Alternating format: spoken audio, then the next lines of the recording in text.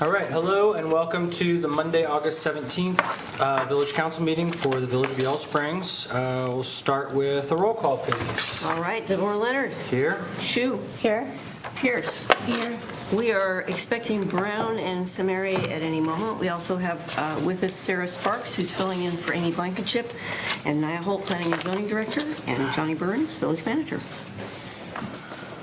All right, so the first chunk of our meeting is a work session, so from roughly 5 until 6 p.m., or really we'll try to go right until 6 p.m. and then switch gears to the regular meeting. So we've got Bowen Housing Study presentation and discussion, and I think it's as simple as welcome you up, and if you want to start off sharing Sure. whatever you've prepared, and then be ready for questions, I guess. All right. Well, Yeah. thank you. I am Patrick Bowen, President of Bowen National Research. We're based just outside of Columbus. We do real estate research all over the United States. We've worked in all 50 states. We work quite a bit, obviously, here in Ohio. We were here in 2017 and 2018 to do your housing needs assessment. So it's been about 8 years since we were here. So if you saw in the study, you saw information where you were, where you are today, and where you're heading. So I was told I have roughly 15 minutes or so to present, so I really scaled this down. Certainly I can answer questions, and I'll give you credit. I got a lot of questions from folks here on council, and that is unusual. So it says a lot about you all, caring about this issue and obviously asking some very pertinent questions. So with that said, let me jump in. So this was the scope of work when we did this study, as well as when we did the 2018 study. So you'll see in the study, you'll see references here today, references to PSA, primary study area. Sometimes we just use that because it's shorter and we can fit it into the tables and graphs that we present, but I'm referring to Yellow Springs. So if I say it or you see it, PSA, that's Yellow Springs. We wanted to have some kind of base of comparison, so we have a broader secondary study area, which was quite large, but it took up a chunk of Greene County and some of the surrounding counties, just to understand, is housing more affordable here? Are you growing faster here? Do you have a higher concentration of certain types of households here versus the surrounding area, which would obviously affect what people decide to do when they choose housing. We looked at a lot of demographics, economic, existing housing stock, both your rental and the for sale supply. We looked at what we call ancillary factors, such as your land use, regulatory policies, your short-term rentals, and then we came up with housing gap estimates. So it's both for your rental and your for-sale supply, and we did it on multiple affordability levels. And then we got some community input from both stakeholders and employers. So that was the scope of the work. And so I'm not going to present, I don't believe I have anything in here on population. What I do is focus in on households, because households drive demand for housing. So a household is, a person living by themselves, that's a household. A family of 5 living together, that's a household. 2 roommates living together, that's a household. So I focus in on household trends and obviously the characteristics of those households. This is probably the only slide I'm going to spend a little extra time, because it'll set the tone for everything else that I talk about and things in the study. So we rely on a couple different sources for demographics, and I know those were some of the questions I received from council previously, as well as some of the city staff. And so we use, you'll see that darker blue line, that is from ESRI. It's a national demographer, so they're using census information as well as one-year annual surveys from American Community Survey. But they come up with these estimates for 2025 and 2030. And so you could see that they really had you leveling off. Nothing was changing. But we know, and again, Johnny was quite helpful to us, we knew you added housing units, so therefore you've added households. You've got units in the pipeline, whether they're under construction or they're planned, so you've got more units coming. So we know things that the national demographer doesn't know, because they're trailing a little bit behind. And a lot of your new constructions has occurred in just these last couple of years, and then you've got, again, a lot of stuff in the pipeline that no demographer would be aware of. So we came up with alternate projections for terms of households. So where you were from 2020 to 2025, you added about 75 new households, and you're projected to add another 245 households up through 2030. Where you expected to change, this is obviously a critical piece to understanding a community. So one of the things we looked at was households by age. This is the percent change. The Yellow Springs, or the PSA, is in that dark blue. Different age groups showing you on the left-hand side compared to the surrounding area. Where's your growth expected? You're a little bit different than a lot of communities we look at. You're expected to grow in that 25 to 34 age group, the 45 to 54 age group, as well as where's the big growth? That's at 75 and older. A lot of markets we look at, it's usually one pocket is where the growth often is. You've got a little bit of everything, so I'll give you credit in terms of who is coming here or who is staying here. But the senior one, and you probably saw in the study, and I'll talk a little bit more about that as we head towards the finish of this presentation, and I suspect some of your questions, is that age 75 and older. It's a big base. It's a growing base. Again, the nation's facing a lot of older baby boomers, and so they're seeing this too. But for Yellow Springs, it's certainly a significant topic of discussion. We had information in terms of, again, same 5-year period, 2025 to 2030, how the area is expected to change. Left-hand side is renter households by income. So the lower incomes on the top, higher incomes at the bottom.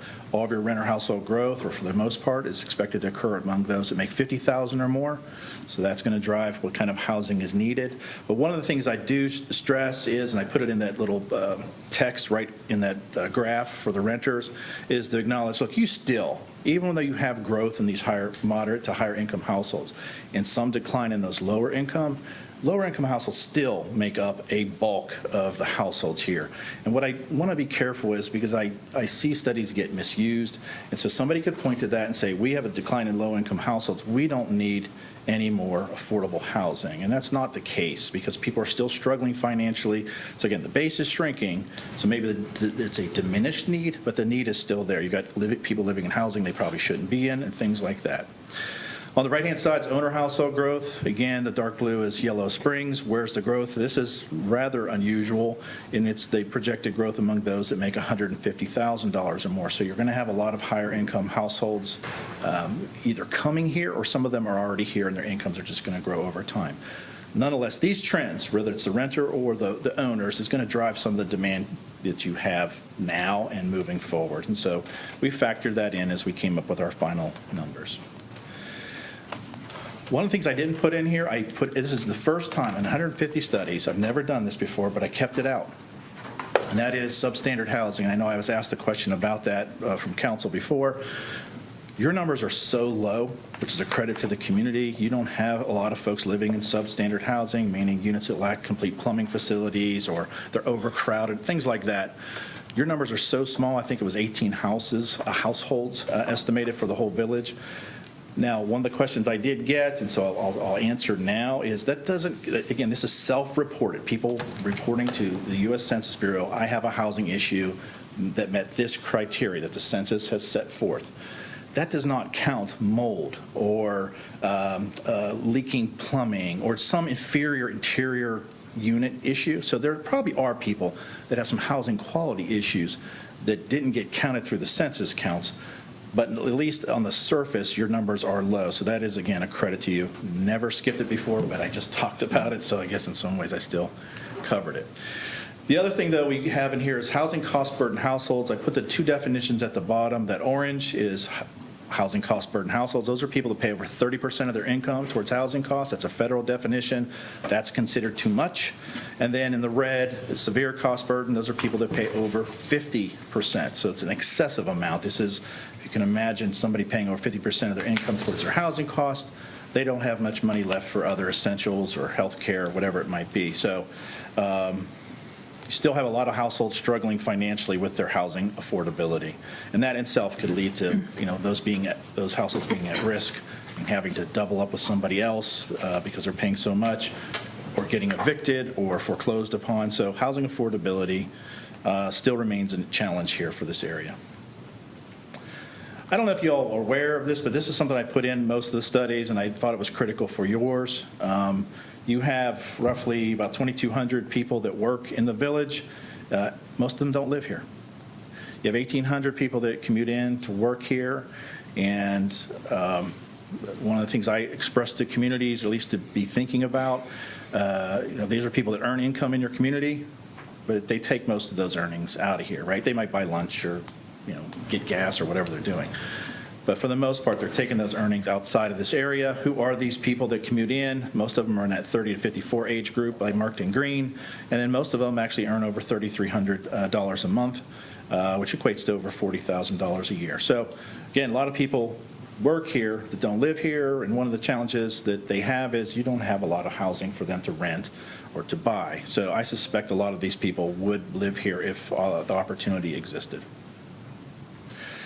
We survey multifamily rentals, so this would typically be projects with more than 4 units in a structure, but again, they're different sizes. We surveyed 7 of these in Yellow Springs through a combination of whether it's market rate, and if you kind of look at that table, market rate is generally higher income households, tax credit is a step down, and government subsidized would be the more economically vulnerable households in the area.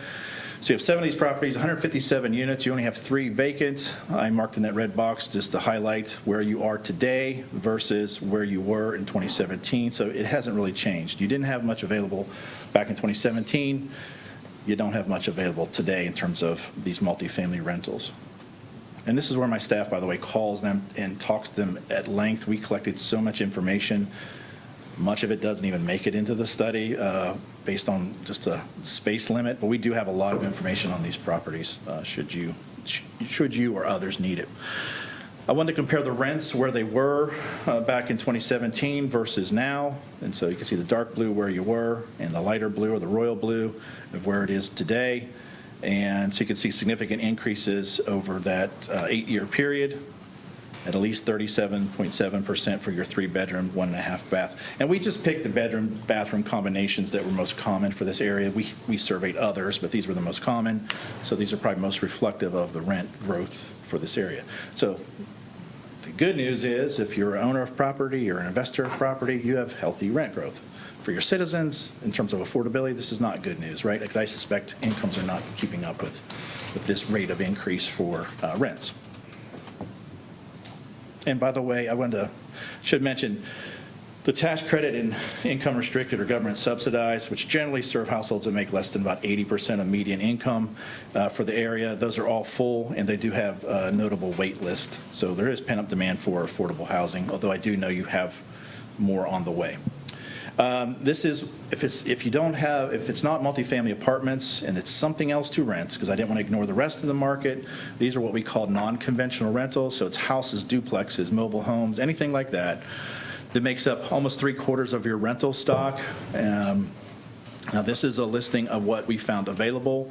And I know a couple questions I got was from council or staff was the count of rental units overall for the village. And again, we rely on American Community Survey and ESRI to reputable entities. I think you have around over 600 of these total rental units. And again, about 3/4 of these non-conventional. The other question I got was in terms of how many of these are available and is this reflective of the housing market? Well, my staff, again, we do this constantly around the country. And so we try a variety of sources. We cited them in the study. I think I cited them in my write-up back to council in terms of questions I got. And so we rely on a bunch of sources. Are these 8 the only 8? Probably not. Are these 8 the majority? I'm going to bet yes. And the point being is, in the end, you don't have a lot available in terms of these types of rentals. These 8 units, when I compare it to all the non-conventional rental units, you come back with a vacancy rate of 1.7%. And you normally want to be, and by the way, I mentioned the apartments, the apartments you have are at 98.1 or whatever it was. You normally, in a healthy market, a balanced market, you want to be about 94, 96% in terms of occupancy. You want vacancies. The property owners do not. For the health of a community, you want to be about 94 to 96%. So at 1.7% vacant or 98.3% occupied, you can see you have the same challenge here with these non-conventional rentals. You have a very high occupancy rate or low vacancy rate that's not healthy for the community. So if Patrick Bowen wanted to move here and I wanted to rent an apartment, I don't have much to choose from. If I wanted to rent something else, a house, a duplex, whatever, I don't have much to choose from. So you can see the challenge of this community of being able to fulfill its growing needs for housing because of the lack of available housing. And I mentioned all those commuters coming in. Many of them don't live here, and this would be one of the examples why they can't find anything available. I did put the average rents for these rentals on here.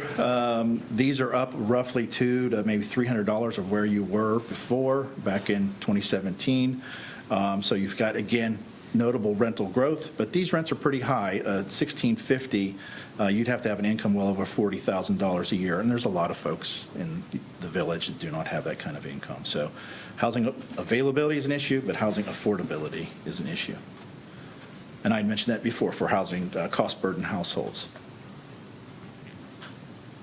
All right, so this is historical home sales from 2021 up through 2025. In that previous study, we would have covered 3 or 4 years, maybe 5 years prior to 2018. But here I just wanted to show you really post-COVID of where things were. So the blue bar is showing how many homes were sold on an annual basis. And then the green line with the dark black number up above is the median sales price. And you could see two things, right? You were kind of flat in terms of how many homes were sold every year up till 2024. And then again in 2025. Why is that? There's always been an interest in housing here in the village. You just had a lot of new inventory that's been built. So you had more inventory, you had more sales activity, so that increased the sales volume. And then you could see the price where you are $272,000 for an median price. Back in 2021, you're up to $396,000 now. It has stabilized or at least leveled off between 2024 and 2025. And so for the residents of the community, at least home prices appear to be stabilizing. Again, though, you're talking about homes that are priced at close to $400,000, so there'll be a lot of citizens or prospective citizens or renters that want to be home buyers that would find it challenging to purchase a home in Yellow Springs. And the other thing I wanted to mention, I put a note at the bottom. I mean, most of your home sales, the majority of them, are still of your existing product. Over half of it built, well before 1970. So you have a lot of older stuff that's been sold. But again, you've added a lot, and so that's bumped up the price, and you do have a renewed interest in higher priced homes and new residential development here. So at least I wanted to point that out to you, that there's a shift, and I don't see that very often. But again, you're such a small community that even small changes can result in some big swings in numbers. Well, you didn't have much available. You had 7 homes that were available for purchase when we looked at this at the end of 2025. I wanted a full year of data when I pulled all this stuff, so we chose the end of 2025. So you had 7 homes available. If I compare those 7 homes with all the owner-occupied housing units, just like I did for rentals, I want to come back with some kind of availability or vacancy rate, or I can flip it and do occupancy rate. But in this case, your vacancy rate is 0.6%, and I put parentheses on the left-hand side there. Just like rentals, you want a certain range to be healthy. Typically, you want to be 2 to 3%. You are way, way below that. So you can see the kind of consistent theme of, rental supply, not much available, not much of it is affordable to your residents or prospective residents, and again, a limited availability here for the for sale housing. And then where are these homes? Again, only 5, but nonetheless, you can see that they're priced generally in that $200,000 to $400,000 range. I will tell you, when we did this study back in 2018, you had no homes priced over $300,000. So that's not necessarily Yellow Springs trend or characteristic. That's a national trend. There's so few markets that anybody's building anything under $300,000. But in this case, you still have a lot of higher priced homes that we see in other markets around the country. All right, so I put 2 slides in here because I think that's it for housing, but I wanted to show you this. And this is, again, because I couldn't fit them all onto one slide. So these are the top 35 occupations in the area. Again, it's not Yellow Springs restricted, it's a broader area, but nonetheless, this is a reflection of the top occupations. So Bowen didn't pick these. These are whatever came back as the most common occupation types in the area. And I'll just use the retail salesperson as the very first one. So if I go across that table there, the lower quartile, the bottom fourth of those retail salespersons, so it'd be like more entry-level retail salespersons, make about $27,000 a year. At the median, it's about $30,000. What can they afford to rent? Lower quartile, $685, or median, $758. And then for home purchase, what can they afford to buy? Lower quartile would be about $91,000. At median, again, the midpoint, about $101,000. So if you see anything in red, then that is below what this area would be considered a fair market rent, which is at $1,077. That's a federal number for like a typical two-bedroom in this area. And so folks can't afford that typical rent. You saw the rents I showed for the apartments. I showed you the rents for the non-conventional rentals, which were close to $1,600 or higher. So you can see this workforce can't reasonably afford to rent, and they certainly can't afford to buy. I had a median list price of what was available at $319,000. You can see, you'd have to triple in many cases or quadruple some of these incomes before somebody could buy a home here that's within this workforce. For rentals, they'd probably have to at least double it to afford something reasonable here. Now, the disclaimer, this is one occupation in this, right? So many times people have somebody else in their home, or they have another job or whatever. They have multiple income earners. But the point of this is you better have another source of income. You better have somebody in that house that's helping you share in this, the financial burdens of home ownership or renting. And this is the back half of it. Again, a little bit better for some of these occupations. Now you could see the rents are in black, so maybe half of those remaining. But for home ownership, still well out of reach for a lot of the workforce.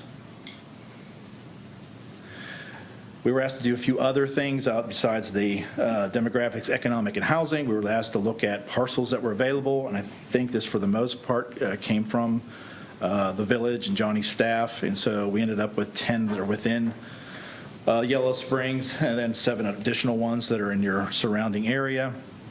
And so you do, and we provided information, and I put those little check marks on the left-hand side of what type of information we include. So you do have stuff on the western side of the village that represents potential opportunities. It doesn't mean that these are currently zoned for residential development, but at least they represent prospects for development. And I've seen communities take this kind of information, and if a goal, and I'm not saying this is Yellow Springs' goal, but if your goal is to try to find the right developer for the right kind of project, one of the things that a developer is going to want to know is, do you have sites? Where are those sites? How big are those sites? Those kind of things. And so your study is armed with that information. We have, on rare occasions, studied communities where they have got virtually no land left. And so now they're stuck. They've got a need, they've got growth, but they don't have a place to put housing unless they start to tear down old structures or something like that, like an old school. So we were asked to kind of compare some of the goals of the community of the past and where are you today and how are you kind of meeting those goals. So on the left-hand side, we pulled, and this is not everything that's in your comprehensive plan. I think it was 2020 is your comprehensive plan. And but we pulled those things out that tied to housing. And so housing for aging population was a goal that this community wanted to see, smaller homes, smaller lots, and those kind of things. What we did was then either we marked on the right-hand side whether you have done something, you have something in place that is supporting that goal, or, it's a key or here, or the market has responded and started to address those things.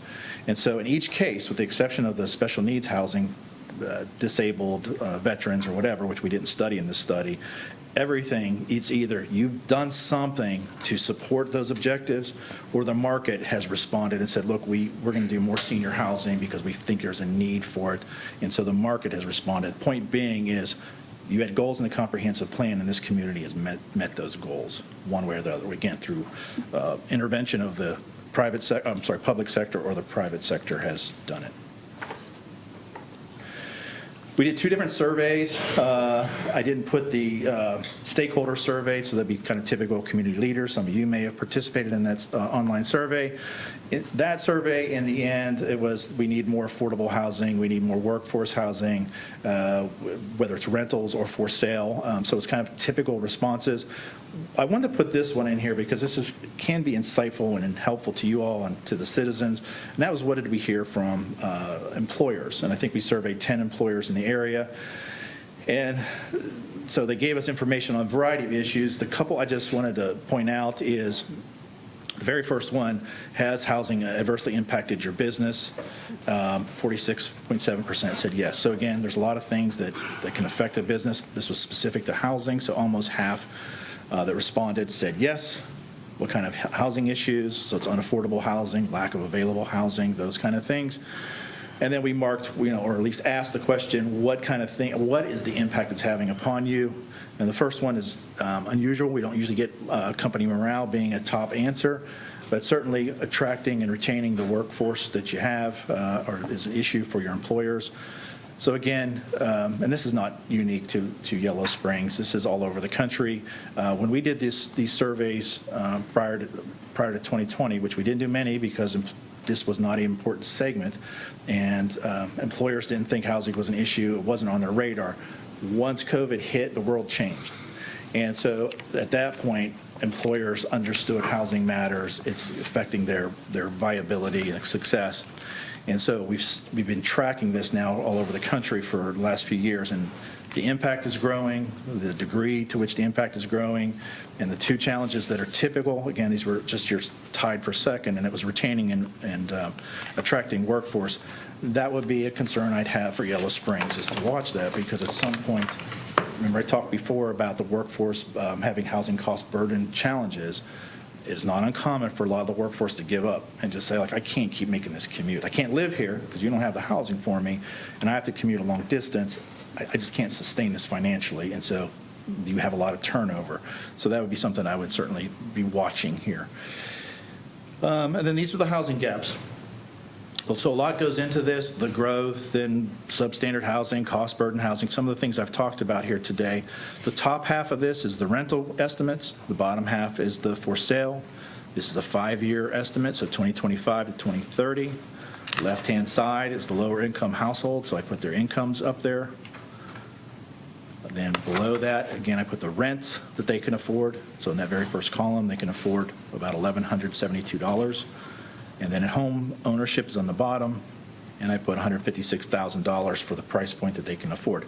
And so you can see the affordability increases, or at least what the rent they can afford or home prices they can afford as we move across to the right on the table. Where's your greatest gap? Well, first off, it's a 200-unit gap for rental units, 128 for the for sale. The rental is more heavily towards rentals that are below generally $1,800, and the for sale is kind of mixed around, but again, ultimately, it's that $375,000 and higher is where the greatest gap is, and part of that is because of all that projected growth I had earlier. It's going to be in those higher income households. It doesn't mean that you don't need moderate or lower price housing, but growth is certainly affecting that estimate. And then I had details on the recommendations and strategies. So I just kind of paraphrase them. So you have numbers to work from in terms of setting goals and priorities now. You have those gaps. There's other data points within the study itself to show, again, I showed some of those, your base of senior households and people like workforce and others, income levels. So you have something to work from to start to set goals. One of the things I'll mention about about these housing gaps is, and I think this was one of the questions somebody sent me, was what is this number? What does this represent? So if I say there's a housing gap of 200 units, that doesn't necessarily mean you have to build 200 units. You could. I mean, you build 200 more units beyond what you have in the pipeline, you'd solve everything. People struggling financially to make their rent, for those few that are living in substandard housing, for some level, the commuters that are going to come in here and would choose Yellow Springs if housing was available.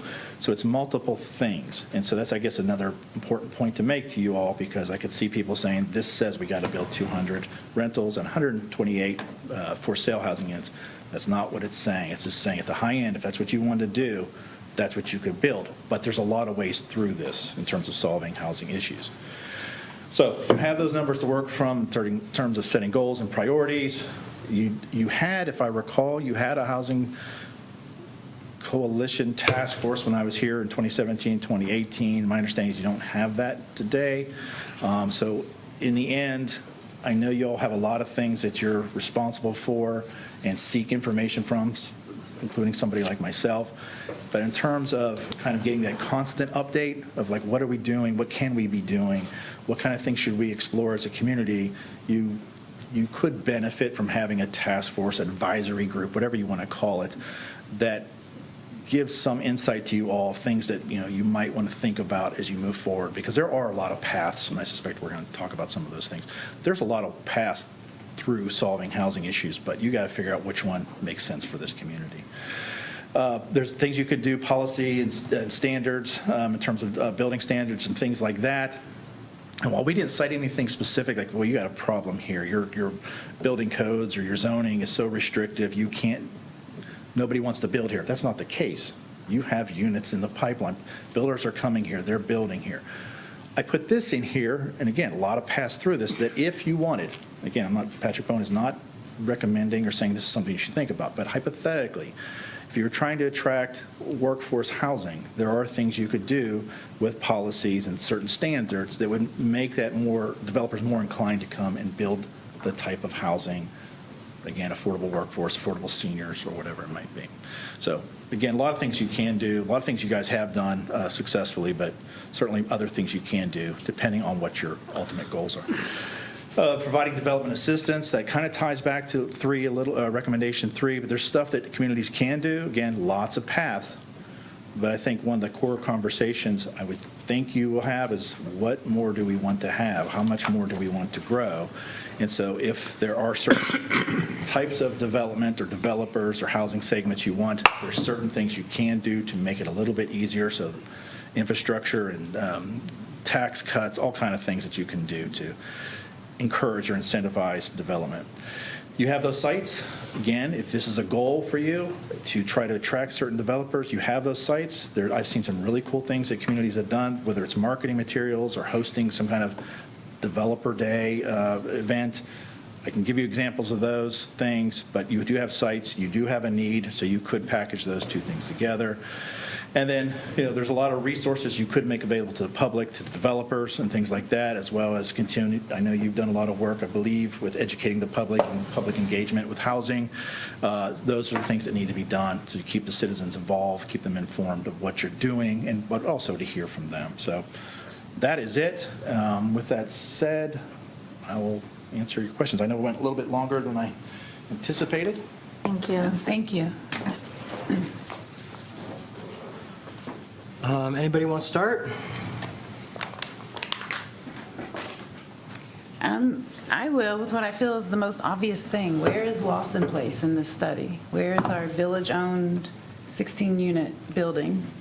It's not in this study at all. Lawson Place. Lawson, there's a few, interchangeable names there going Yeah. on, but the village-owned property is not listed. It's not photographed in there. It unit. should be in there now. You brought that to my attention, I believe, last week. I didn't see it in the revised one either. Okay.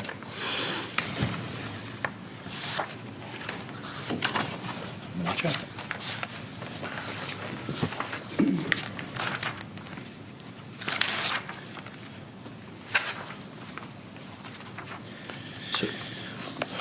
So this was in that written response we sent you all.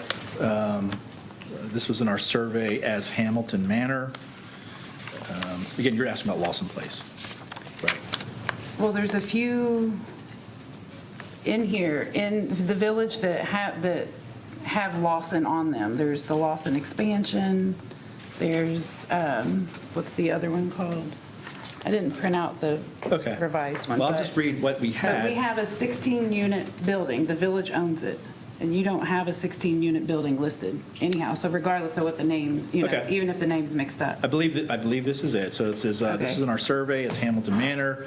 Management stated that the project's former name was Lawson Place. When we spoke with a representative from the Housing Authority, oversee it though, or manage it or something? No. To survey the property, the state this is a 14 units, all are occupied. There is an additional place called Lawson Expansion. It's 25 units, and that's fully occupied. So if you think I'm still missing something, I do. you still think I'm missing a place? I mean, even the photograph that you have there is not the building. Okay. Yeah. So, sounds like there might be a follow-up needed. I'll ask a different question. So, I assume that you're aware of one of the biggest dynamics that we've seen, a lot of market rate single-family home development, but for example, like from the 17, 18, whatever the original study was, the amount of rental for very low-income housing, under 40%, or rental for low-income housing, 40 to 60%, we've seen just very little growth in that area. So it's like we're seeing none on the very low income. Right. And anyway, so I think what I'm trying to figure out is like, there's no reason to expect the market is ever going to do this, right? So that like if we do nothing, we could have these goals, but unless we actively focus on figuring out subsidy and figuring out development for housing for people with incomes that are below, and for the most part it's on the, well, going back to the who can afford what, it's Right. There's a lot of our economic sectors that can't afford this housing. We're going to continue on this trend unless we make some active change to how we're approaching things, right? We're just going to keep getting more market rate housing, and we will keep getting no housing that's available to lower income people. That's true? That's a fair right? statement. So the housing, the largest gap you have is for households that make below $46,000 or 50% of median. It is really hard for developers to make that work. Yeah. It's impossible. And so that's why subsidies exist. I will tell you, even in that next segment, at 51 to 80%, that is getting tougher and tougher because land costs, taxes, construction costs, all these things keep climbing. Our firm does roughly 400 site-specific studies a year for developers all over the country, and we get constant feedback from them that it's getting tougher for them to make these projects pencil out. So your question was, unless there's some kind of intervention or something, the private sector can't do that alone. Now, is there a role for government to do something, a nonprofit group to jump in, or those things? There is possible solutions, but that is a very tough segment for not just Yellow Springs, but the United States. Yeah.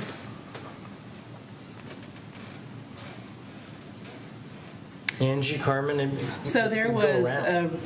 a suggestion, recommendation in slide 4, I think on the slide before this. Well, not slide 4, but, right. So the development assistance, we have models from other communities that are doing this regionally, and stacking financing, working with the Ohio Housing. Yeah. I mean, we have examples of this.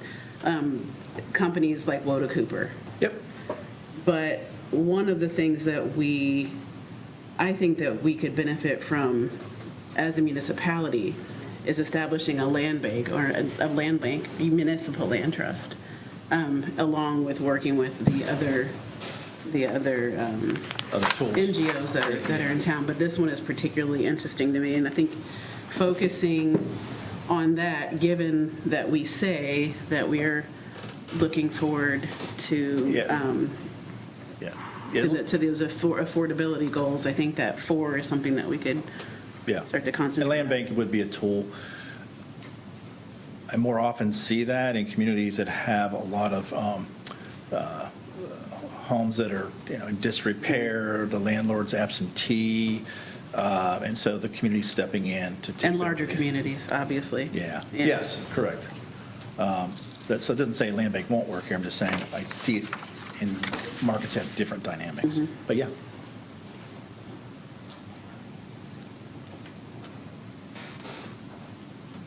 Angie, you want to go? Well, I felt like the section with the careers by profession was really telling, Yeah. and I think part of for us, we are trying to figure out what is the workforce and how are we serving their needs. In the previous report, workforce housing for you was defined, I think, at 80%, and I was curious about if that's changed, or considering the table that you showed us with Yeah. with the red marking Right. the lack of options for them. Why that was defined as such a high percentage when we know so many of those professions are earning much below the 80%. Well, there's no universal definition for workforce housing, so it's, who are you talking to today? I've seen some communities where that's 120% of median and lower. A lot of communities are focusing on that 80 to 120% because there's some programs available to serve or at least support housing that's more affordable, again, below 80%. And there's a gap, financing or otherwise gap for that 81 to 120%. So again, that term's kind of fluid. You saw that employment numbers in the workforce.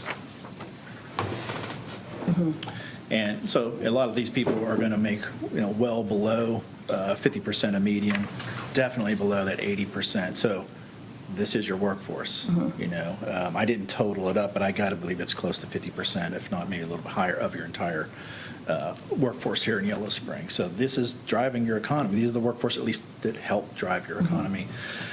I don't know if that answers what is a workforce. Yeah. It's, I mean, I it's think them. your point is that it depends on what your goals are. Yeah. Yeah, what your stated goals, and Yeah. making sure your definitions align. Yes. Yep. I had a question also about the employees, and I think in terms of Antioch, the number of employees that were accounted. Yeah. Yeah. Which we, okay, good. Yeah, I saw that you guys made the revision Yeah. to that. Let me correct. We are going to. Yeah.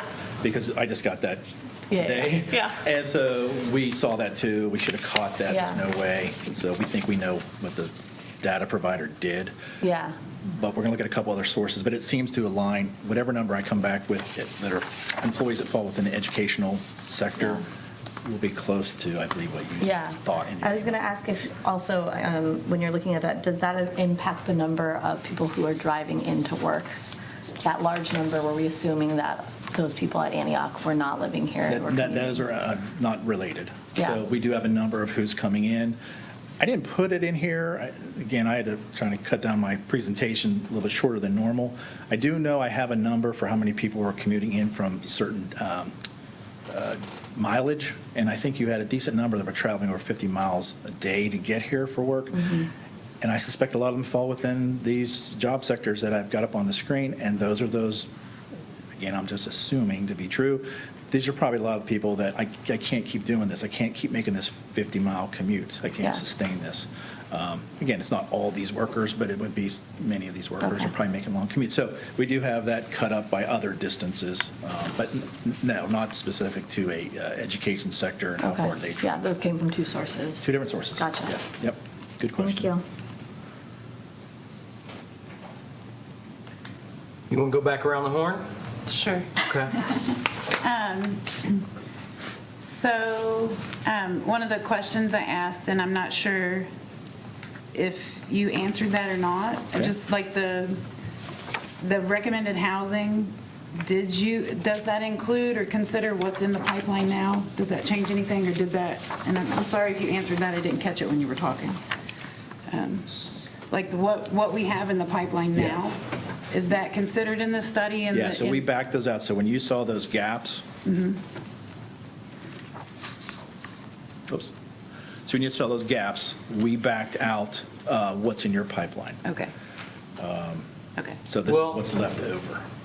I think that's not entirely true based on what you emailed back.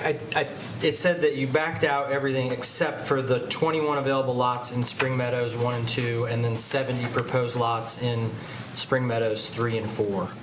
So it's everything it's Cascades, it's Unity Village, it's the Kettering building, but those 91 units are not considered, right? I think it was in one of the answers to Yeah, questions so that you we gave. backed out, so let me go back. So you have in the section of the reports, the end of section 6, we list every property we identified that was planned, proposed, under construction. And so we backed out the apartments that were approved, they're coming, right? So we took those out.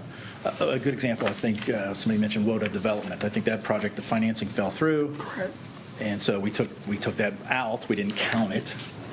But anything else we knew was coming, we extracted it from our final number. So we accounted for apartments in the pipeline. For the for sale stuff, we accounted for, I believe, Spring Meadows, like 1 and 2, whatever's there, because you had some houses that are still there. You had a few more lots that somebody's going to build on. We took those out. We took them out of the demand, or subtracted them, or counted for them.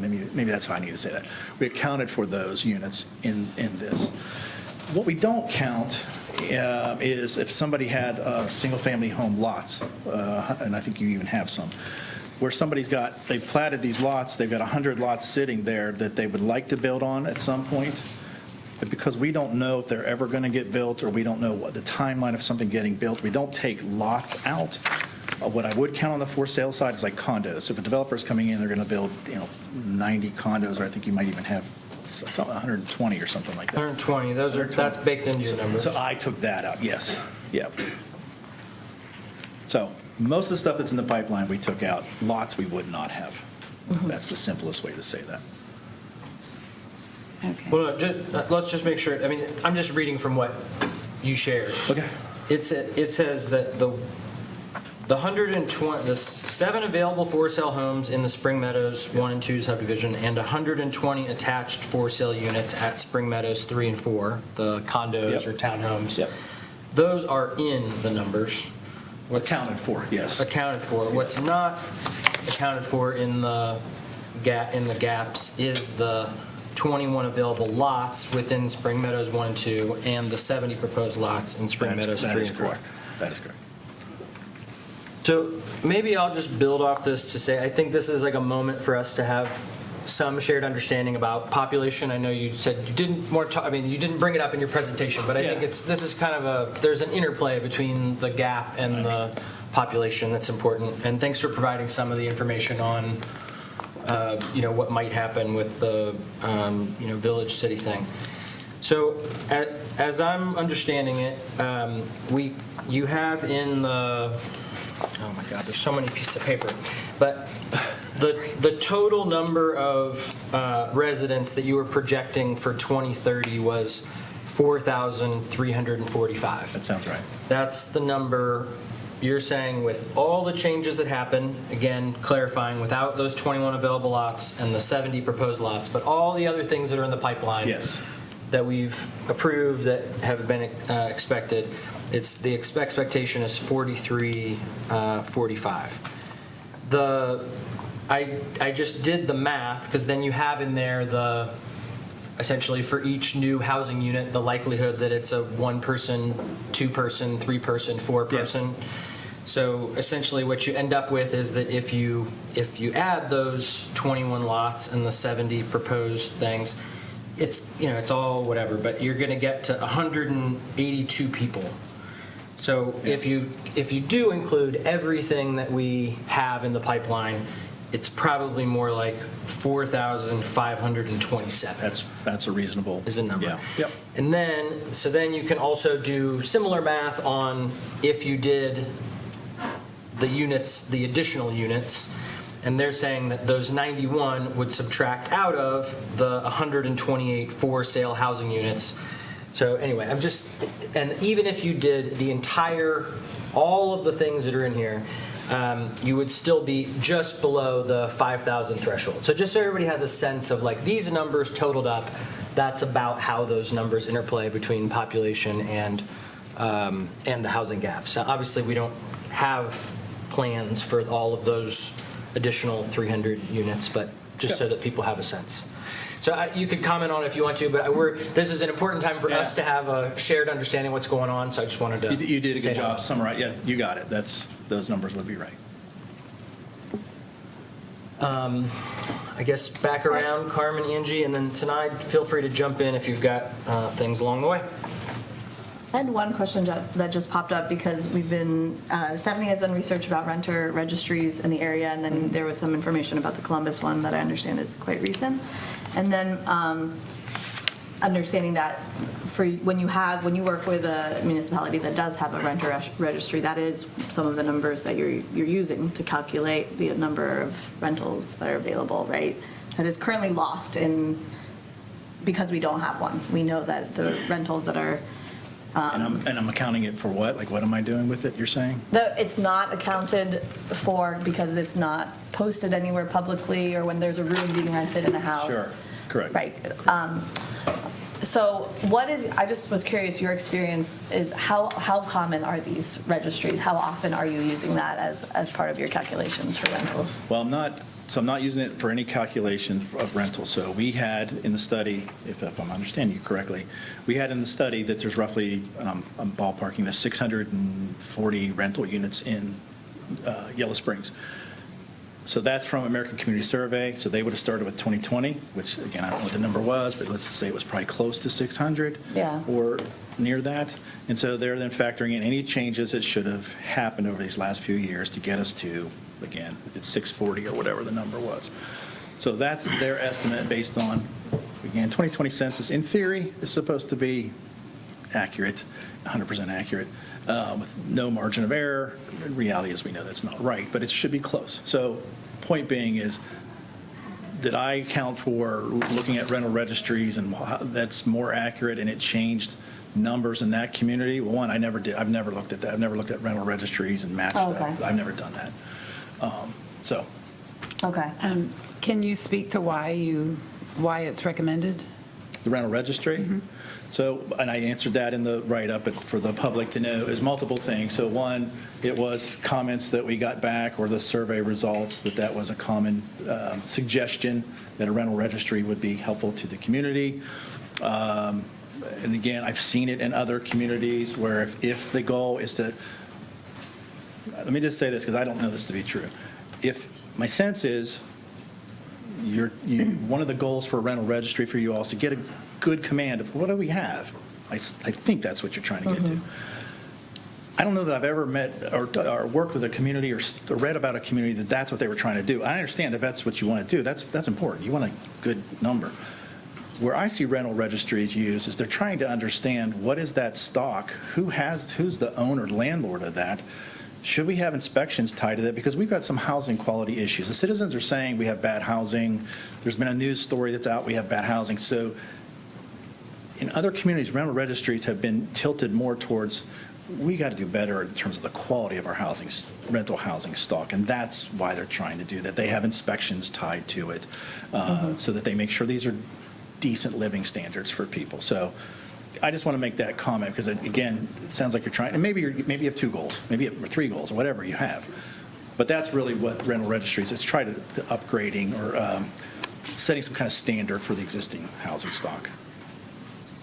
I don't know if I answered your question adequately. Kind of. I just, if it's recommended, I just, why you recommend it, or you're just saying that generally it's recommended and that's just something you recommend to communities who don't have them, or? No, it's one, your community gave us that feedback. 2, we've seen it in other communities where it can be a useful tool. Okay. So those were 2 of the things. Okay, thank you. Yep.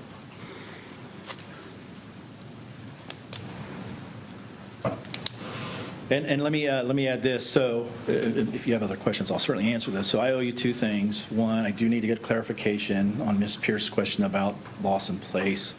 I thought we got that resolved, but it sounds like we didn't. And then I think I think it was you that had the question about the education number, so we will get that revised. So we'll get those 2 things fixed rather quickly. Thank you so much. All right? Yeah, any other, I'd like to just take a second to talk about what else do we do here? It feels like we're sort of scratching the surface still, and I think there's a question of do we want to talk more about or process this in some way together? It's a question. But are there any other questions for Mr. Bowen while he's here? Okay. Well, thank you. I think I could ask you questions all day. I mean, there's I could too. a whole bunch of really interesting things here. I think you got a sense from our questions before that we're paying attention, You that are. we're asking a bunch of things, and if there are kind of pressing things, we'll get in touch if we have keep some other coming at questions. me. Even if I revise the study, I get it to you. Yeah. And you leave here and it's 5 months and you're like, hey, we want to start exploring this. Yeah. Here's the value for having our firm do this. We've done 150 or more of these studies. Yeah. there's a good chance, I know some communities that have done something you're toying with, like, hey, what if we did this incentive, or whatever it is. Yeah. Patrick, where can we go to look up for that? And Yeah. then, do you know a community we can talk with, or go visit, or whatever it is? So I can get you in contact with folks that have probably done it. I mean, that for sure. Like, if I think constantly we're like our size, we're looking for comparables. Yeah. We're looking for other small communities that want to prioritize this, who want to work on it, who want to find creative solutions. Can I add, though, that that's fair to look at similar-sized communities, but you saw in those best practices, I got Columbus, I have some Yeah. big cities in there. Still look at those communities, because they still, in principle, they have something that you don't have to do exactly what they did because they're a big city. But there might be something in there, it's like, okay, we can scale that, we can change that, but we like that tactic that this bigger city used. So don't ignore the bigger communities. That's what I'll say. All right? Thank you. Thank you. You have your meeting coming up, so I'm going to Yeah. So yeah, I guess if anybody has any, like, here is where we would talk about this more, or process what we would do with it. I mean, I assume we'll just start to kind of work these ideas into future housing conversations. I mean, I know it could come up when we talk about the housing mission statement stuff, where it's like we could update what some of the numbers are based on the newest numbers. But We did a little bit of that. Yeah. Yeah, I was gonna say, definitely, I feel like in general, we need to be doing, like the priorities we've come up in the 2 housing retreats. I feel like it's an opportunity to revisit them with the study, like side by side. And essentially, there's some things that we were making assumptions, or we were guessing. It was generally that ballpark. These numbers that you just brought up right now, I think it would be really useful to sit down and actually put them next to each other.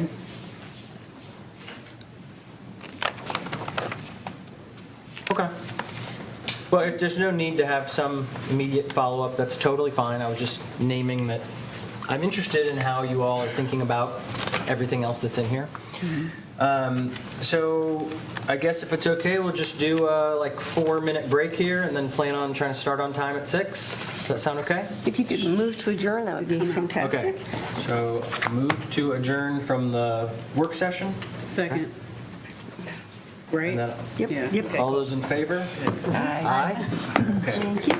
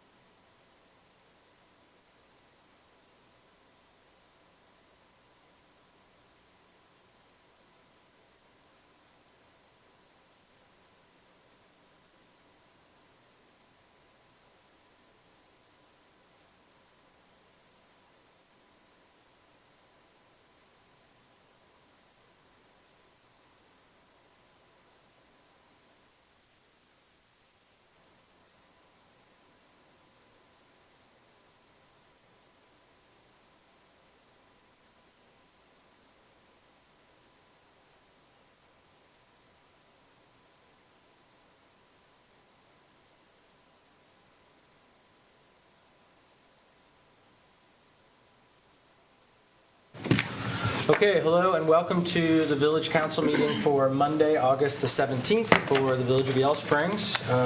Judy, if you could call the roll, please. Indeed, DeVore Leonard. Here. Shu. Here. Brown. Here. Samari. Here. Pierce. Here. Also present, Village Manager Johnny Burns. Sarah Sparks is here, sitting in for Amy Blankenship. And Nia Holt, Planning and Zoning Director, is here. All right, thank you. So thanks for those who were interested in coming to the work session that happened immediately before this, and now we're in the regular meeting. And the first thing on the agenda is swearings in. And I don't think we saw Matt Raska, but Matt, if you're here, come out from hiding.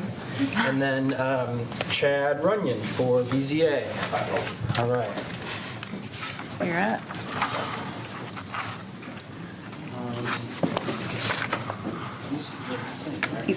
Yes. He's going to talk and then you're going to say that, okay? I solemnly swear or affirm. What's that? We don't usually do that. Okay, that's okay. Yeah, okay. All right.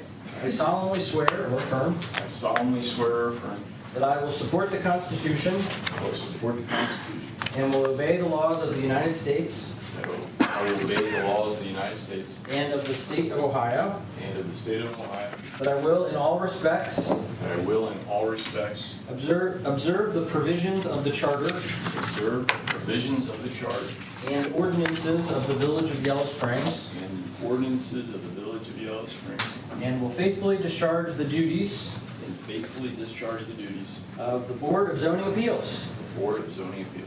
All right, that's it. It's official. Thank you.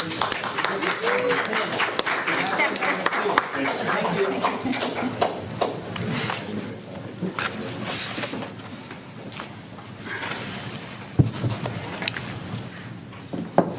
Okay, next up is announcements. Are there any announcements?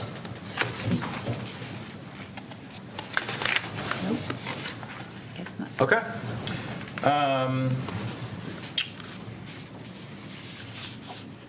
Yeah, okay, next up is consent agenda. So we could take a motion for the minutes of July 20th, 26 regular meeting, minutes of July 20th, 26 special meeting work session, minutes of July 24th, 2026 special meeting executive session, minutes of July 30th, 2026 special meeting executive session, minutes of August 13th, 2026 special meeting executive session, and the credit card statement for July of 2026. So moved. Second. Okay, all those in favor say aye. Aye. Anybody opposed? All right, next up is review of the agenda, the time where we review the things that are on the agenda, and if you have anything you want to add or any notable questions about the agenda, you could do it now. Are there any things anybody want to add? I guess I'll say, I think we're adding an executive session under revised code 121.22G1 to consider the appointment and employment of public employees. That would be at the end of the meeting. Are there any other agenda questions? All righty. Next up is petitions and communications. Angie, if you don't mind. Yep, apologies for mispronunciations. Jeff Sakody regarding opposition to Glass Farm Development. Caitlin Alavantam Grulik regarding opposition to Glass Farm Development. Mayor's Clerk regarding monthly report. Great, thank you. Okay, now we've reached the part of the agenda that's for citizen concerns. I'm going to read off the protocol for citizen concerns. So citizen concerns are set aside as a place for citizen comment on anything you wish to share for council consideration. If your comments are regarding a second read ordinance, they should be made during the public hearing for that ordinance. Public hearings are clearly noted on the agenda.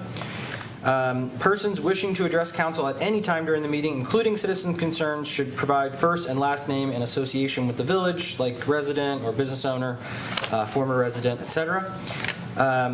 Please try not to repeat previous comments. If something has already been shared, you can note agreement. In the interest of time, you will be asked to move on if a topic has already been covered at length. Council wants to provide a thoughtful and responsive answer to questions, which can be difficult in the context of a meeting, so you are unlikely to receive a response during the meeting. And then at the conclusion of citizen concerns, if there are clear, concise responses or information to provide, immediately we will do so, and we will identify any follow-up needed for concerns or questions that can be addressed. And then the last thing is just no need to move the mic. It might feel a little high or a little low, but that's set up for sound so that it can pick up for people watching at home. So you can just leave the mic alone. That'd be great. And that's it. So the floor is open for any citizen concerns.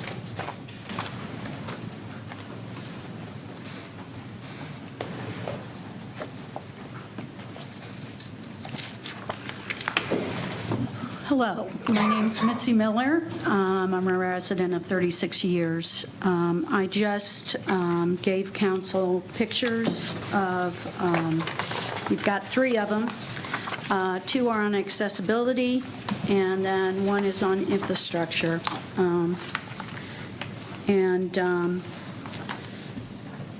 I think it's self-explanatory, but please feel free after the meeting if you want to ask me some questions. I'll go over. The Village of Yellow Springs maintains a welcoming community to all. It maintains a formal commitment to inclusion, universal accessibility across its public programs, physical infrastructure, and digital space. There are policies following ADA compliance standards to ensure equitable access for employees, residents, visitors, and those with mobility issues. Yet we have 3 of our public parking lots that don't have accessible parking in them. The Bryan Center is out of compliance with American Disabilities guidelines with signage and accessibility, parking spots, and access aisles. They should have 5 accessible parking spots here, since they have 107 parking spots in their lot. The 2 parking spots near the Pottery Building don't meet ADA qualifications. It must be noted that the Village has added 1 van accessible parking spot at the Bryan Center, which is greatly appreciated, and also at Corey Street, the lots are now ADA accessible. While the Village was to have Choice 1 evaluate the downtown area for accessibilities, no one has shared this information as I've requested. We are not asking for high dollar amounts to make our parking lots accessible for individuals with health issues and mobility issues. We should be concerned for the possibility of a lawsuit or a formal complaint made to the state or federal government and the financial implications it could have on our village. While it is our council's focus to move forward on affordable housing goals, we can't not focus on infrastructure and the day-to-day operations of the village that are sacrificed unless it's an emergency. Safety and the welfare of our community, visitors, businesses, residents, schools, and employees should be the highest priority of the village. Yet our council has lost sight of these important things and has chosen to focus only on affordable housing. Thank you. Thank you. Thank you, Mitzi. Coming up. Good evening, Terry Holden, resident. Last week, I received the Village Grapevine, which outlined council's goals organized into 6 priority levels. Housing-related issues appear in 7 of 17 priority goals. Based on these goals in the Bowen Housing Report, I offer the following comments for council's consideration. The draft council housing statement identifies a mission of, quote, increasing housing opportunities that serve residents across a range of ages, household types, and life stages, and highlights a finding from the Bowen study that 41% of renter households and 20.7% of owner households are housing cost burdened, spending more than 30% of their gross income on housing. Council then identifies a focus on affordable housing for households earning 60% or less of area median income, citing a significant lack of housing in that market in Yellow Springs. Clearly, this is a need. I believe, however, that the Bowen report deserves consideration in its entirety, as the report states a need for greater diversity in rental and sale housing throughout the village across a range of price points and income levels. For example, the report notes that there are virtually no smaller homes available for first-time home buyers or senior households considering downsizing, which may restrict household growth or create a mismatch between household size and available housing. As such, thoughtful development of Glass Farm is key. I encourage council to revisit the 2020 Comprehensive Land Use Plan, which provides information regarding Glass Farm and demonstrates that development and conservation do not necessarily have to be opposing objectives. Rather than discussing Glass Farm through the lens of whether development should occur, I suggest evaluating potential development through the broader goals identified in the Bowen report, including the need for diverse housing options.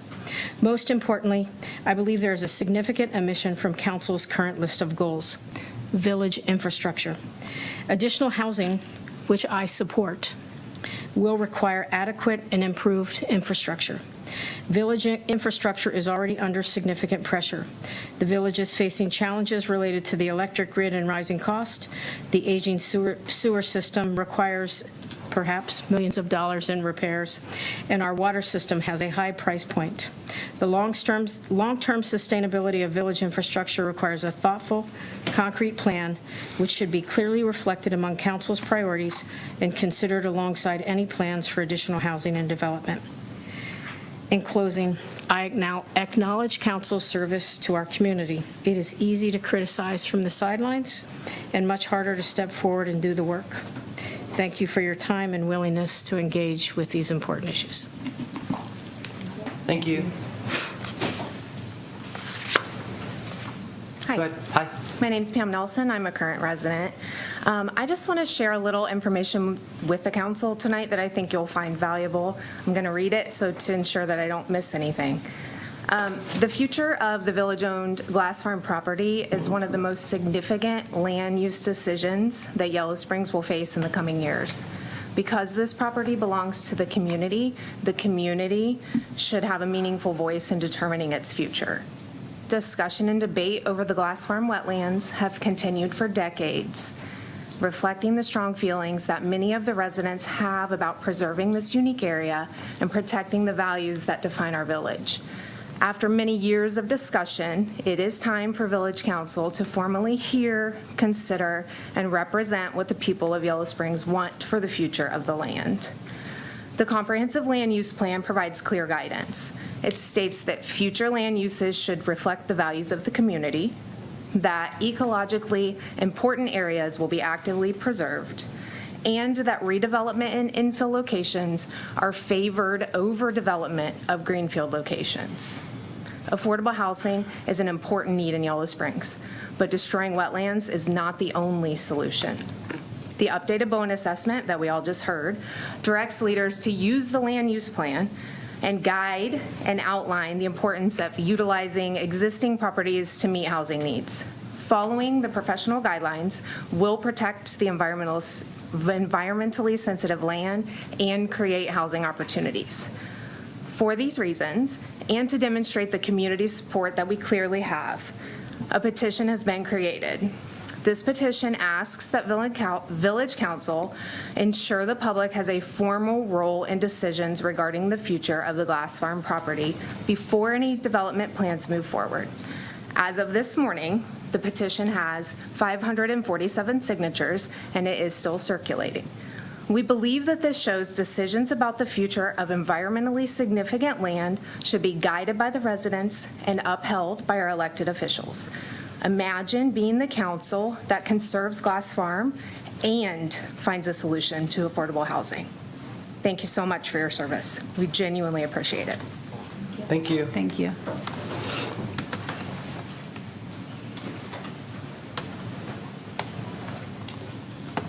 I've never spoken before, council. I've been here 25 years. But I do feel you guys, first of all, I will say, Thank you for each, I know you're not doing it for the money, so thanks for your service. And, so I know it's a public service, and it's a hard problem. What I ask is that you first consider, it was alluded to at the work session that we just sat through, but looking at zoning and policy first, my biggest takeaway, and as I keep thinking about this, is that instead of pursuing glass farm development as the number one thing that you do out of the gates, we have bigger things to look at holistically in this village so that we can kind of get our hands around what this affordable housing issue is, how we want to address it. And I think some sort of zoning, whether it's inclusionary zoning, which has been brought up back in, he mentioned a housing advisory board. We had one back in 2017, 2018, and they mentioned inclusionary zoning, and we haven't talked about it since, but actually we did. It came up again in 2024, and it was punted as not, very necessary at the time. I just think these are missed opportunities. We saw a development that went in, 280 are on the slate. We're not going to get any affordable housing out of that. Those policies have to change. We have to figure out a way to get our zoning and policies such that they reflect Yellow Springs. I mean, that's got to happen. If that doesn't happen first, I don't think you have the support of many of the villagers that are questioning why the first priority out of the gate when we attack this is glass farm. You're going to pit people that care about green space and habitat against people that care about affordable housing, and then the people that care about both don't know what to think, because we want to have both of those things in this village, and it is spelled out. I just heard two people quote comp plan. I've talked to other folks that are on council. Comp plan has conflicting things because we care about two things that matter to this community. So we've got to figure out how to rectify that and go forward. But I think it starts with, in my mind, affordable housing starts with inclusionary zoning, addressing it, and also looking at, I know that a previous village manager had looked at expanding Lawson Place, and I don't know what's going on at Corey and President, but those are also things that I'd like to know an answer to. Like, what? Those are corner lots. They don't need any streets or anything. Those are my two main things: inclusionary housing and getting a plan overall. Thanks a lot. Cool. Thank you. Thank you. Come on up. Yeah. Yep.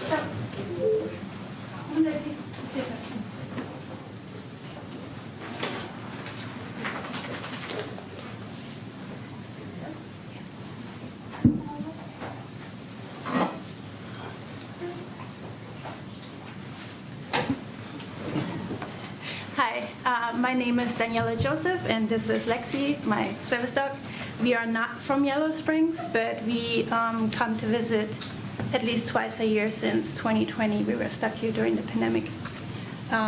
We love Yellow Springs, and we got invited to speak on accessible parking. I did not prepare to read from, so I'm just speaking from experience. I have to say there's some truth to the lack of accessible parking in Yellow Springs.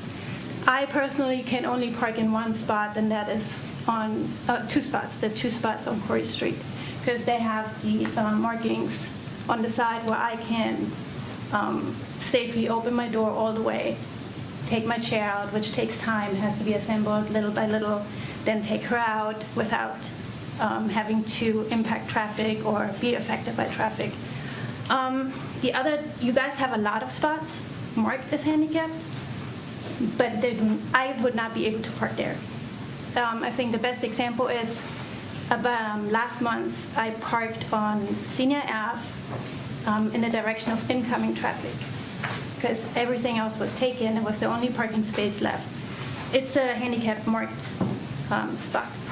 I parked in the direction of upcoming traffic because that way I could take my chair out onto the sidewalk without having to unload my chair into the street, either impacting traffic or with the possibility that somebody would hit me or Lexi.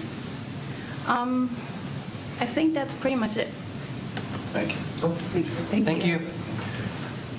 Good. Other citizen concerns? Good. Oh, we got, okay. I just want to leave with her. Hello, Council. My name's Laura Curlis. I'm a village resident, and I was a council member from 2020 to 2021. My government work, as you know, included public development and redevelopment projects. As a conservation attorney, I have experience with various types of environmental restoration, preservation projects, including farmland, wetlands, forests, and prairies. As a council member, I was aware of the interest in greenfield development at Glass Farm. And it seemed to be that a lot of council people wanted to do it before doing infill development on the many places in the village where we need infill development. As you know, I think you probably know, greenfield development is a leading loss of wetlands. In March of 2024, the U.S. Fish and Wildlife Service issued a report about U.S. wetlands. Between the 1780s and 2019, we lost half of all the wetlands in the lower 48 states in the United States. The study concluded that loss rates have increased by 50% since 2009, and wetlands are one of the most productive and biodiverse habitats, with 40% of all plant and animal species living or breeding in wetlands. Approximately half of all Endangered Species Act species in the United States are wetland dependent. In the summer of 2021, 3 wetland scientists presented evidence to the Environmental Commission about the unconserved middle 33 acres of Glass Farm, and that is an area that was impaired by farming. The Environmental Commission recommended to council at that time that they do what's called a wetland delineation study. As a council member, I wanted to know, is it a wetland? Is it restorable to a high quality or a large wetland? How many acres? 1, 3, 33? Is it possible to do a restoration on part of it and then also housing? I wanted answers. As a council member, I wanted to make science-based decisions. And before the village engaged in any greenfield development, I thought the public deserved to have facts to drive informed decision-making. At the September 14th, 2021 council meeting, council did approve my resolution for $15,000 for a wetland delineation study. Then it was, they approved it, then they wrote it down, then it got approved, then it got put in the budget. But in June of 2022, the money was redirected to employee bonuses. The study was never done. It is now long past time to study this land and to learn the ecological significance of what we, the people, own. The highest and best use may not necessarily be housing. Thank you. Thank you. Thank you. Okay, now it's up. Hi, Relita Hildebrand, Chambers Village resident. So in January, after you all were elected and this council was seated, I asked you all not to forget your core responsibilities in favor of the bright, shiny thing that everybody wanted to do when they came on the council. And when I saw the priorities, which I've been watching happen for the last 6 months, I think that we have seen in this, in your goals, that we have exactly that, the bright, shiny thing. And I'm not in any way, shape, or form saying that affordable housing isn't important, but I am saying that we have 3 housing developments that are in the works in Yellow Springs right now. And some of them do include affordable units. And regardless of whether they include affordable units or not, they are going to impact the rest of the housing in Yellow Springs. They are. We saw that with the first phase of Spring Meadow and the prices of older homes in the village and the time they were on the market drastically changed after Spring Meadows was built. And the same thing is going to happen with Spring Meadows 2 and 3 and with the Windsor developments. I've also watched you revise your analysis to base the budget on. So basically, we went from a very conservative budget position, and you've all agreed that we're going to take a riskier budget position to free up funds to do what council wants to do. I think we all have heard economists talk about the situation we're in right now. I'm not going to go into a long economic discussion, but there are indicators that we can expect increasing costs and increased risk. So that's the budget side of things. So again, I don't know why we are doing that except for to fund pet projects that the council has brought forward. I also ask that any sort of money that was spent on affordable housing go in front of the voters. And I agree with everything that's been said before about Glass Farm. I think this is first of all, it's our last big tract of village-owned land. It's important land. And I think the village should make a decision whether it gets developed or not. And I think the village should decide how much money our taxpayer dollars should pay for in support of that. And finally, we have a huge infrastructure requirement that's your primary responsibility. And we've seen changes in weather patterns, erratic behavior in rain and storms. We need to focus on the core things that make our village habitable, which includes those key important infrastructure factors. Thank you. Thank you. Thank you. Hey, how are you? I'm Mike Chambers. Lived here about 3 years. Yes, that's my wife, and yes, I am afraid of her. Okay, my apologies if the tone of this sounds directive. I'm a victim of prior employment. So, in accepting your office, you each assumed a duty of care for each and every resident of the village. The first priority of that duty of care is to ensure that the community's infrastructure is available and resilient. The demands of infrastructure never end. I fully support the creation of affordable housing. It's one of the reasons we moved here. But it cannot be the first priority of the council. If it remains so, I would suggest that we have the wrong end of the governance stick. It's a good and admirable ambition to have the goal of being able to provide housing for those who want to live here regardless of income. Again, it was a real attraction for us to move to this community. But that isn't governance, it's development. The council has a role to play in meeting current and projected housing concerns, namely setting the policy, which is critical because it sets the conditions for everything else to follow. It is how government enables development, enables business, and everything else. It is how you can steer it in the correct direction. No one else is responsible for investing and maintaining infrastructure. Only you have that duty of care. And one note on the aggressive budget tack, having worked with budgets a lot, she worked with budgets a lot more than I ever did, but I'll tell you, in taking a more aggressive course, you are accepting an unhealthy amount of risk for this community and for everybody who lives here. And as a resident, I don't accept that risk. Thanks. Thank you. Thank you. Hello. My name is Laura Bergman Burns, and I'm one of the 500 people that have signed the petition for the Glass Farm property. I have lived in Yellow Springs since 1998 and adjacent to the Glass Farm since 2008. I was there when the beavers moved in and remodeled the landscape, and witnessing this wetland transform over the last 15 years has been a magical experience. Globally and in Ohio, we have lost 90% of our wetlands. Is Yellow Springs really going to be the village that paves over one of the few remaining that we have left? Our wetlands are extremely critical to our ecosystem. They absorb floodwaters, filter harmful pollution, and store carbon to stabilize the global climate. They serve as rich homes and breeding grounds for a huge variety of plants and animals.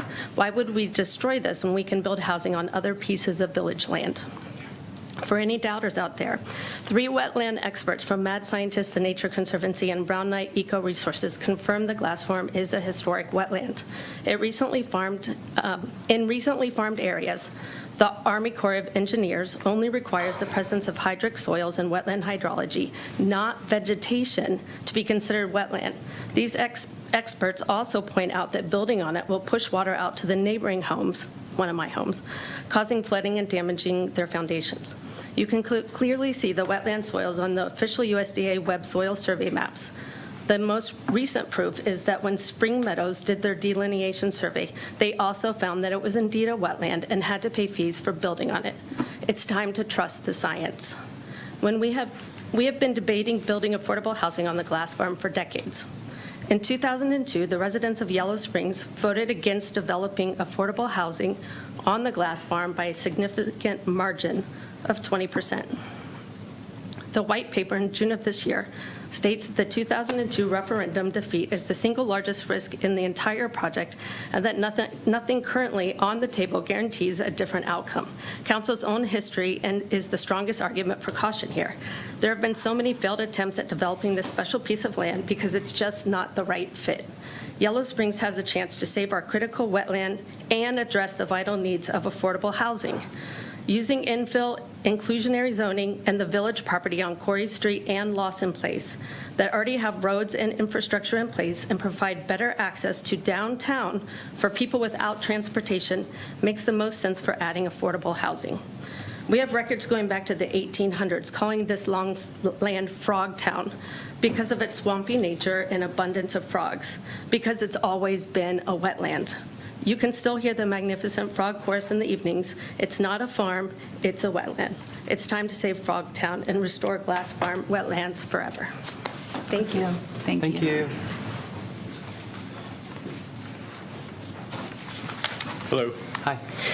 My name is Alex Nelson. For those that don't know me, I'm a resident, and I just wanted to state up front that I'm in complete support of the council's housing goals, but I'm strongly opposed to developing the glass farm to meet those objectives. One of the main reasons I choose to live in Yellow Springs is because it is ecologically progressive and has historically prioritized green space over residential or commercial development. I'm a daily user of our green spaces, both for hiking and biking. My opinion is that developing this space before the structural and ecological impact of the 280-unit Spring Meadows development can be seen is a mistake. It feels like we are trying to microwave the community instead of letting it bake. To me, Yellow Springs has been the standout oven in our microwave-type society, and I hope we are able to maintain that perspective. I was also unaware that the proposition for trading the Glass Farm wetlands for residential development has a decades-long history and has been turned down by the people of Yellow Springs multiple times. I do realize that new development is probably the easiest way to solve housing objectives because you can just hand all of the existing logistical issues over to a developer to microwave the solution for us, and they will gladly do it for a profit. As is often the case, the right thing to do is not the easiest thing to do. This sentiment is backed up by the Bowen study that we just heard about, which makes several recommendations that include 1, village leaders formalize a committee or task force that assesses housing data and community input to develop strategies and recommendations. 2, look at the latest comprehensive land use plan and consider the redevelopment of vacant and underutilized structures and the development of infill lots. And 3, research the potential implications that may arise from the possibility of the village reaching city status in the future from new housing developments. I have heard these same opinions from my neighbors as well, but you don't have to take my word for it. If you need to hear it again from the residents, then put it to another vote. Give the people a voice. Again, that's not the easiest thing to do, but it's the right thing to do. Lastly, no one would choose to live in lowlands or swampy areas when better alternatives are available. Wetlands are like giant sponges that provide the surrounding areas with flood protection and water storage during times of heavy rainfall. This is especially pertinent considering the recent weather patterns, and I'm sure our neighbors in Indiana would suggest we prioritize and protect this area. With that, I just have a dad joke for you. It might be a bad joke.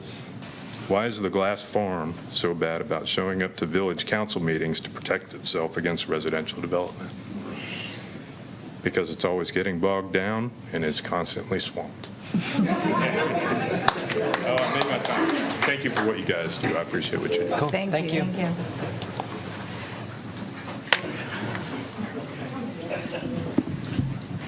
All right, good evening, council. My name is Tad Hughes. I'm a resident. I'm also one of the 547 signatures for Save Frogtown. I want to talk about something simple, which is why we should put the Glass wetland decision to a public vote again. In 2002, a housing plan for part of this same property went to referendum. Voters rejected it by 20 points. After a recall petition against sitting council members at the time and months of real community conflict. That wasn't really all that long ago, but when the question was put to residents at that time, the answer was no. So I'm curious as anyone to know what that answer would be today. I'm not here tonight to argue that housing and conservation can't coexist. I think they can. But I am here to say that whatever council decides about the Glass property, it needs to be decided in a way that, you know, the whole community actually believes in. So that would be via vote. Also, council's own planning documents say the RFP for this plan shouldn't move forward until there is, quote, sufficient community consensus. A public vote should not be viewed as a delay tactic. It's actually, I think, the fastest way to settle this permanently instead of relitigating it every few years. If this plan is as good as its supporters believe, it will win at the ballot box, and it will win with real legitimacy behind it. If it can't win that vote, that's information council, I think, would find useful before spending years in public money on it, not after. So I'm asking council to commit to a referendum before any final land use decision is made. Thank you. Thank you. Thank you.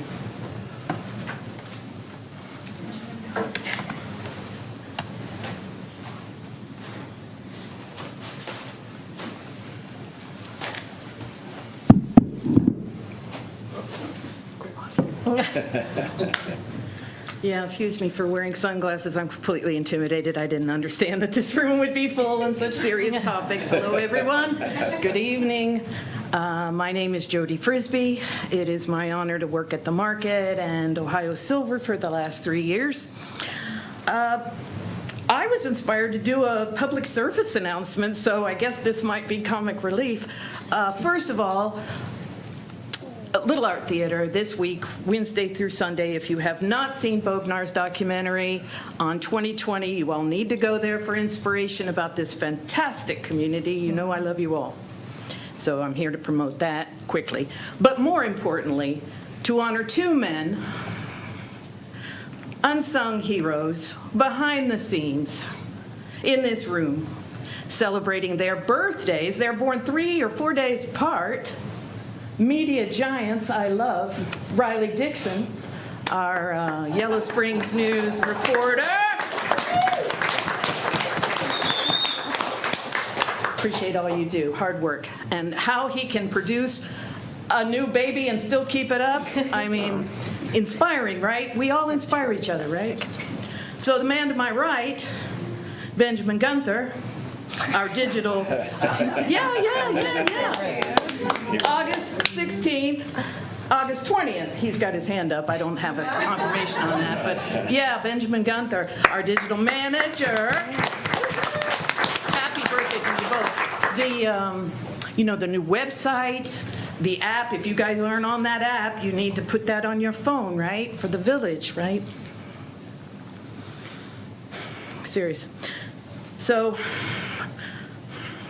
I didn't know you would all be here, and I'm sorry to wear my shades. I'm completely intimidated. But I have brought, for the Gunther man, my Bobcat, an Athens block to carry home. And, happy Father's Day. I got a little bit of stuff for Riley. This was all just where's my time? 45 seconds.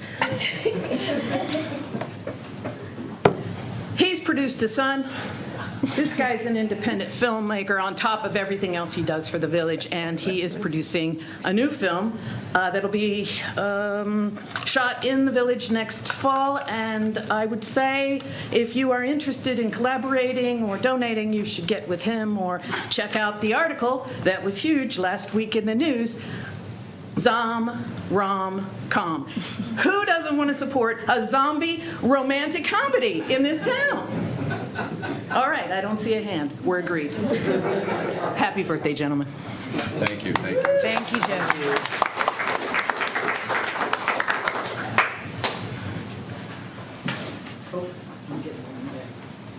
Okay, that's a tough act to follow. But here we are. My name is Bettina Stolzenberg. I'm a resident, and I want to sincerely thank you all for listening to all our citizens' concern. Mine is one of the signatures on the petition to restore Frogtown wetland to its original state as a wetland. As a nature educator, I'm deeply concerned about the preservation of habitat for the wildlife in Glass Farm. I've lived in Glass Farm for 15 years, and I've lived at my current address, 665 Robinwood Drive, for the past 14 years. I've spent that 14 years watching the geese and ducks, herons and egrets sailing in to feed and rest in the wetland and field area. I've gone to sleep to the sound of frogs and crickets and awoken to a chorus of songbirds. I've walked many, many miles in Glass Farm, observing beavers and muskrats, fox, coyote, mink and weasel, wood thrushes and kingfishers, water snakes, snapping turtles, and on and on and on. The Ohio Department of Natural Resources has a list on their website of animal species that are declining in the state of Ohio. Among these are many that I've personally observed in the Glass Farm. The great egret, marsh wren, sharp-shinned hawk, northern bobwhite quail, red-headed woodpecker, American woodcock, American coot, eastern whippoorwill, they're all species of concern. The American tree sparrow, brown creeper, red-breasted nuthatch are considered special interest, and the sandhill crane is threatened. And these are only the birds, and only the ones that I've actually personally observed. The ODNR list also contains mammals, reptiles, amphibians, fish, mollusks, crayfish, isopods, and insects, and there are likely other birds on the list that I have not seen yet. There has not been an exhaustive survey of the flora and fauna of the Glass Farm, and I strongly suspect many other species on the ODNR list can be found there. Glass Farm as a natural area is a rare treasure in the village and, in fact, the state of Ohio. The fact that Glass Farm contains wetland, wooded area, and fields makes a suitable home for an incredibly diverse array of plants and animals. It is a delicate and beautiful balance of habitat for a rich population of wildlife. We need to preserve and protect, as a natural area, the relatively small space that is Glass Farm and restore it to its original state as a wetland, so we can keep and attract more of the declining and threatened Ohio animal species. An area such as this will be invaluable for nature education and should be preserved for future generations to enjoy. Thank you for listening to and considering my concerns. Thank you. Thank you.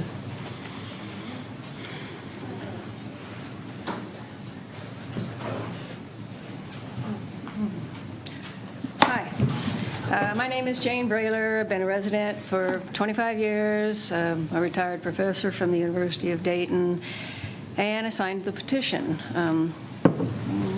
Anyway, so I basically am here with a question, and that is, would you promise to get a delineation study completed at the Glass Farm 25 acres before anything happens, before any developer takes the first shovel of dirt, well, actually, bucket of mud, if you go any more than a few inches deep, or drives the first stake?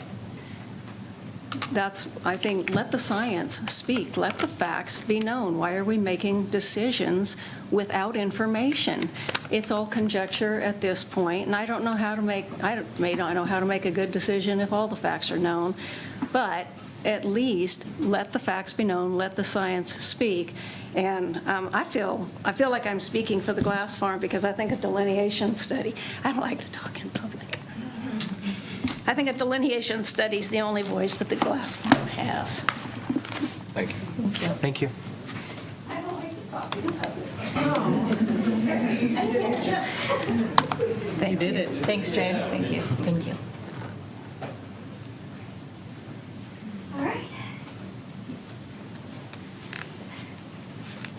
Hello, and good evening. I have a background in agriculture, so I wanted to speak on.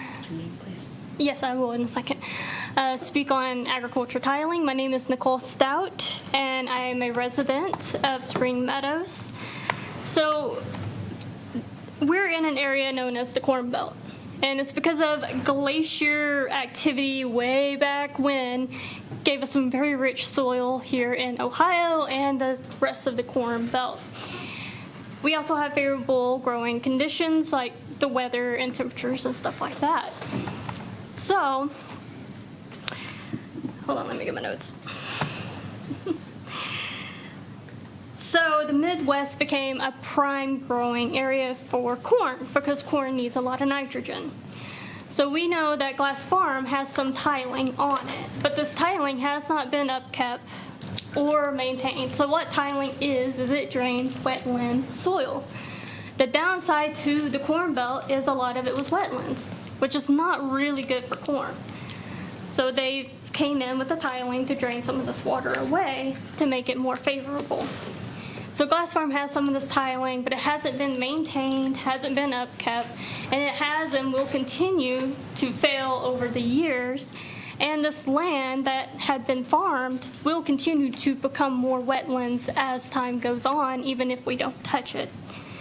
And so I think we should do that delineation study. We should look at it, and we should allow this land to speak for itself and determine what it should be, as well as taking into consideration what the village residents want for this land as well. Thank you very much. Cool. Thank you. Thank you.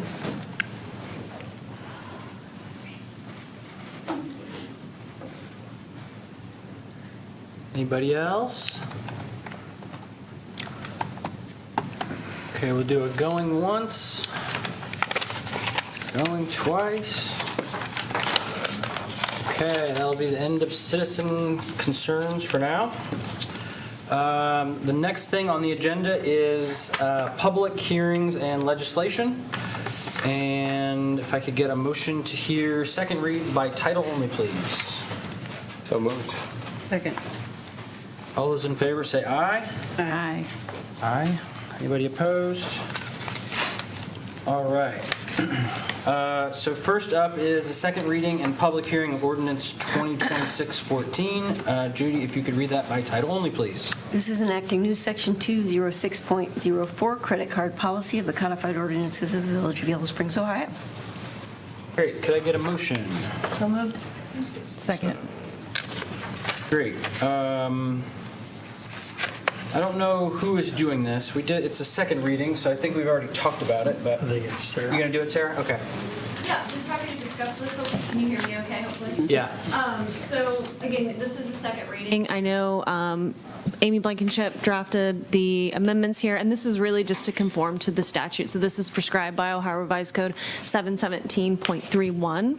And so really these revisions are just to conform with some of those subsections there. So I am happy to answer any specific questions if you have them.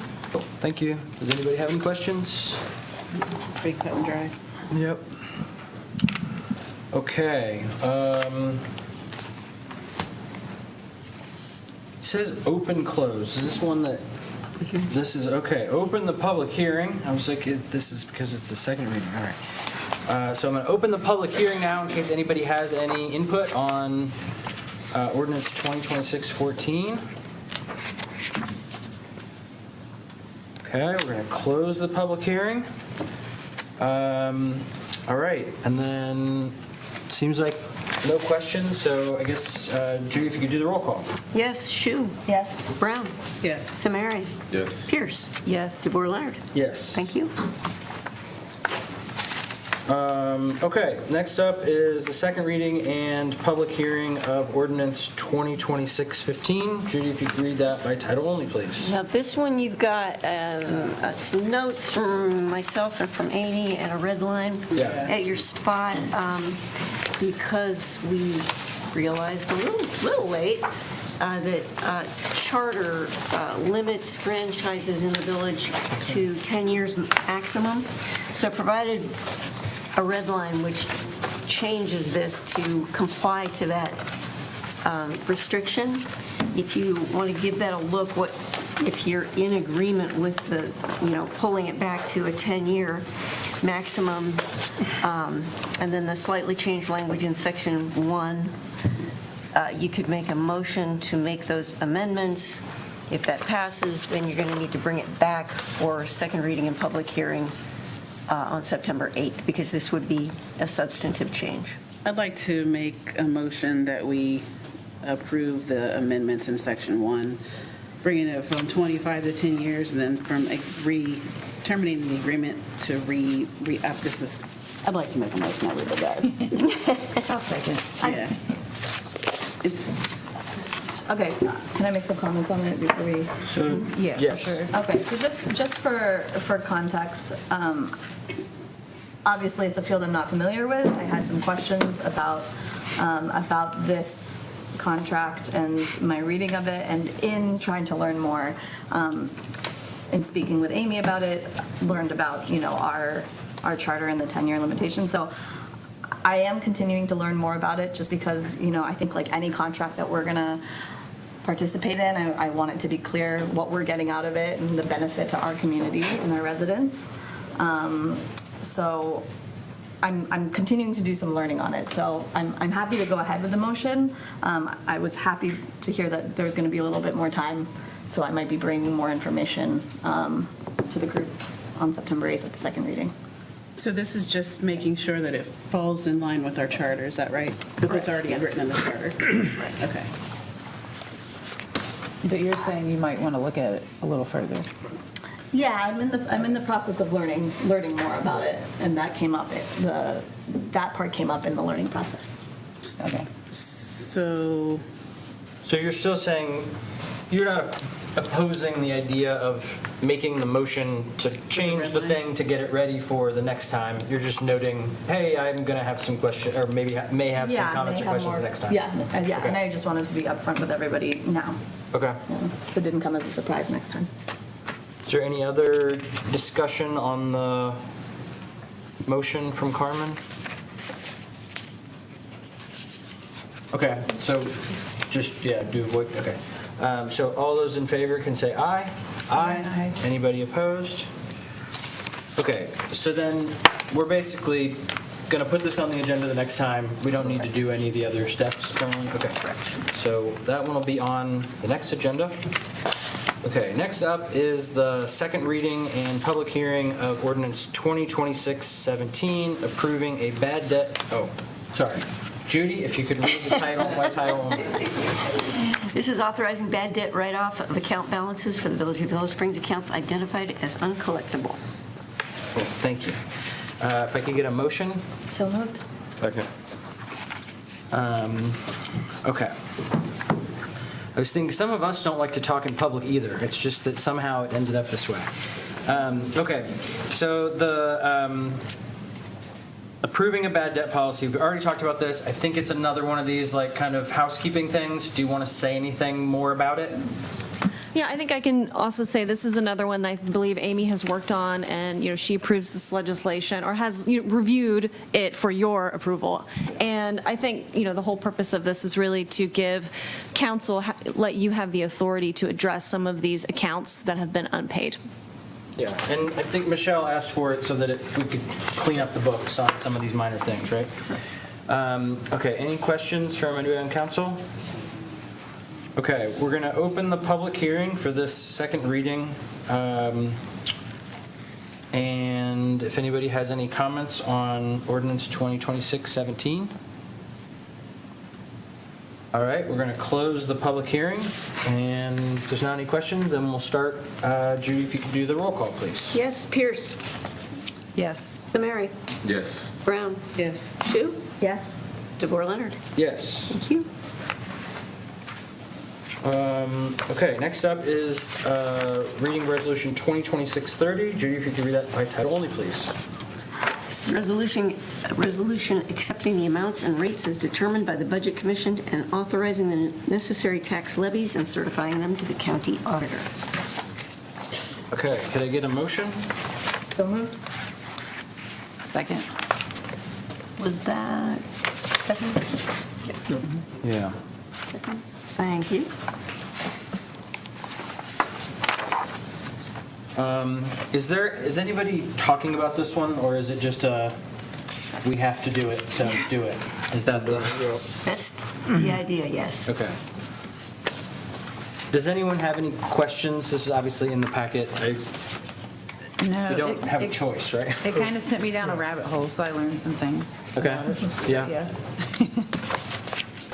It's sort of a circular checks and balances. For Grand County. Okay.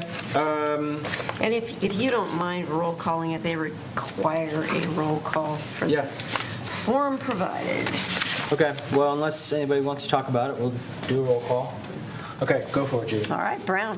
Yes. Samari. Yes. Shu. Yes. Pierce. Yes. DeVore Leonard. Yes. Thank you. Okay. Next up on our agenda is special reports. This is a sewer capacity study update. And Wessler Engineering, I guess, is it just immediate handoff? It's immediate handoff. Okay. I'll also say, I guess this is a pleasure of getting a high school classmate of mine who I had nothing to do with bringing for this project, for the record. But Ryan, welcome to Yellow Springs. And if you want to go ahead, go for it. Thanks for having me here. Wait for this to get pulled up. We have 30 minutes allocated. I hope I can cover it a little sooner. But I'm here to talk to you today about our assessment of your sanitary sewer system, in particular your lift station, force main, and wastewater plant, not the collection system at large. Next slide, please. My name is Ryan Brown. I'm a vice president and project manager for Wessler Engineering. I'm located up in Bluffton, Ohio, is where our office is at. Vinny actually got caught in traffic coming here from Cincinnati, and maybe is still there. So we have just me, but Vinny operates out of our Dublin office. Just a quick lesson on maybe why we can speak to you today. Wessler's been in business for about 50 years. We are water engineers, really only. We have multi-disciplines within our business that help support our water work. But we have about 150 employees, 130, somewhere in there. It moves all the time. And we're an employee-owned company headquartered in Indy. Local offices, again, are in Bluffton and Dublin. Why are we here? We're asked to come and give an assessment of your a portion of your wastewater system. In particular, the lift station, like I mentioned, it's called the Bryan Lift Station. You may not even see it. It's hidden. And the force main that takes all of the waste to the wastewater plant and the wastewater plant. More of a planning exercise for the purposes of education and giving you some numbers and assessment from a technical perspective. What prompted this? A few different things. The lift station that services 70% of the community is aging. The force main, the pipe that carries the flow from the station to the wastewater plant, was installed in 1964. Ductile iron, well, cast iron pipe, really, for the age that it was installed, has a life expectancy, say, somewhere around 75 years or so, sometimes older, sometimes less. But generally, it carries all of that flow. There is no means to bypass that line. There's no parallel line. So the concern with the village management and operations is what happens if this line were to fail. We came in and gave an assessment of some alternatives to replace that line, as well as evaluate the lift station and the wastewater plant. Additionally, which you all talked about earlier, there are some zoning and other opportunities that are presented with the village for potential increased wastewater demands, and so we wanted to see how those flows may impact the wastewater plant and the lift station. Next slide. For awareness, as mentioned, roughly half of 70% of your collection system, the northern half, flows this direction maybe, and over to the Bryan Lift Station. It's pumped, it's treated at the wastewater plant on the south side of the village. Some pictures, just understanding, many of you probably never get to see what's into your infrastructure, but flow comes in, it's metered, it's ground up, kind of like a food processor, and it's pumped about a little over half a mile down to the wastewater plant. The picture you see in the left is inside the building. The picture on the right are your pumps that do the hard work. The water is then pumped where it's discharged and it flows by gravity. The lift station itself has a capacity of like 3.74 million gallons per day.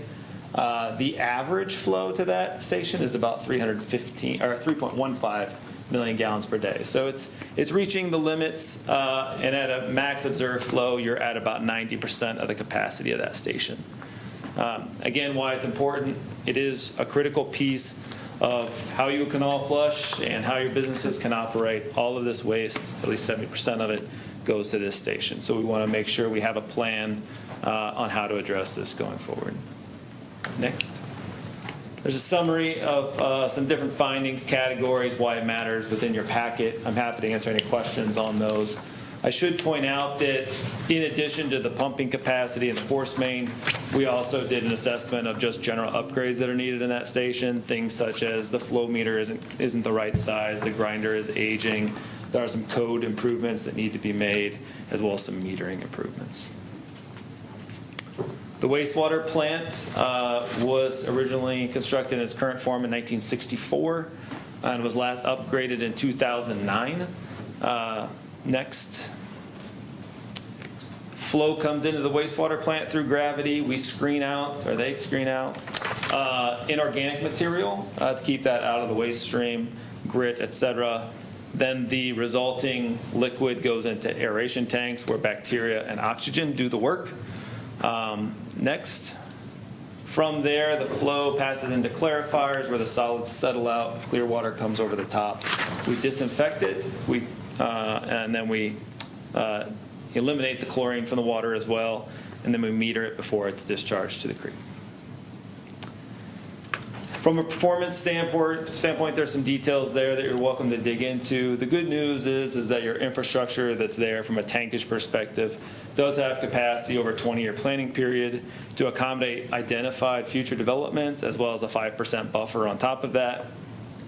Those are pretty projected out pretty far, so the good news is you can monitor that over time, and there are some things where you can improve capacity within a given footprint. So there's not an immediate need to upgrade from a physical sense, tankage, et cetera. There are needs from a process, equipment, optimization to give the operators the best opportunity to treat the waste. Additionally, there are some code improvements that need to take place. We've uncovered some electrical needs that need to be addressed from a safety and fire code perspective. Additional findings here are outlined. Some of these involve safety, conversion of chlorine gas to UV disinfection.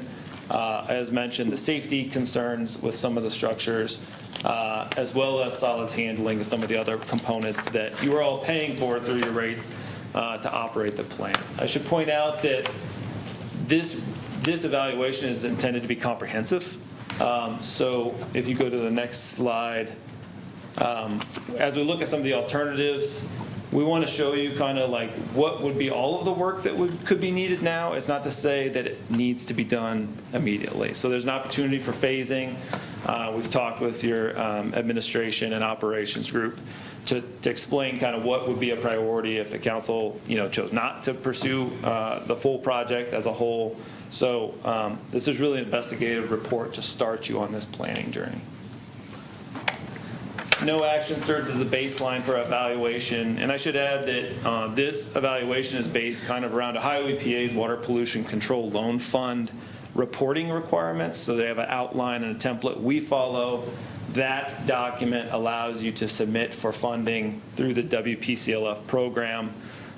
It allows you to score your project next to every other project similar to it in the state. Those nominations are due here in September.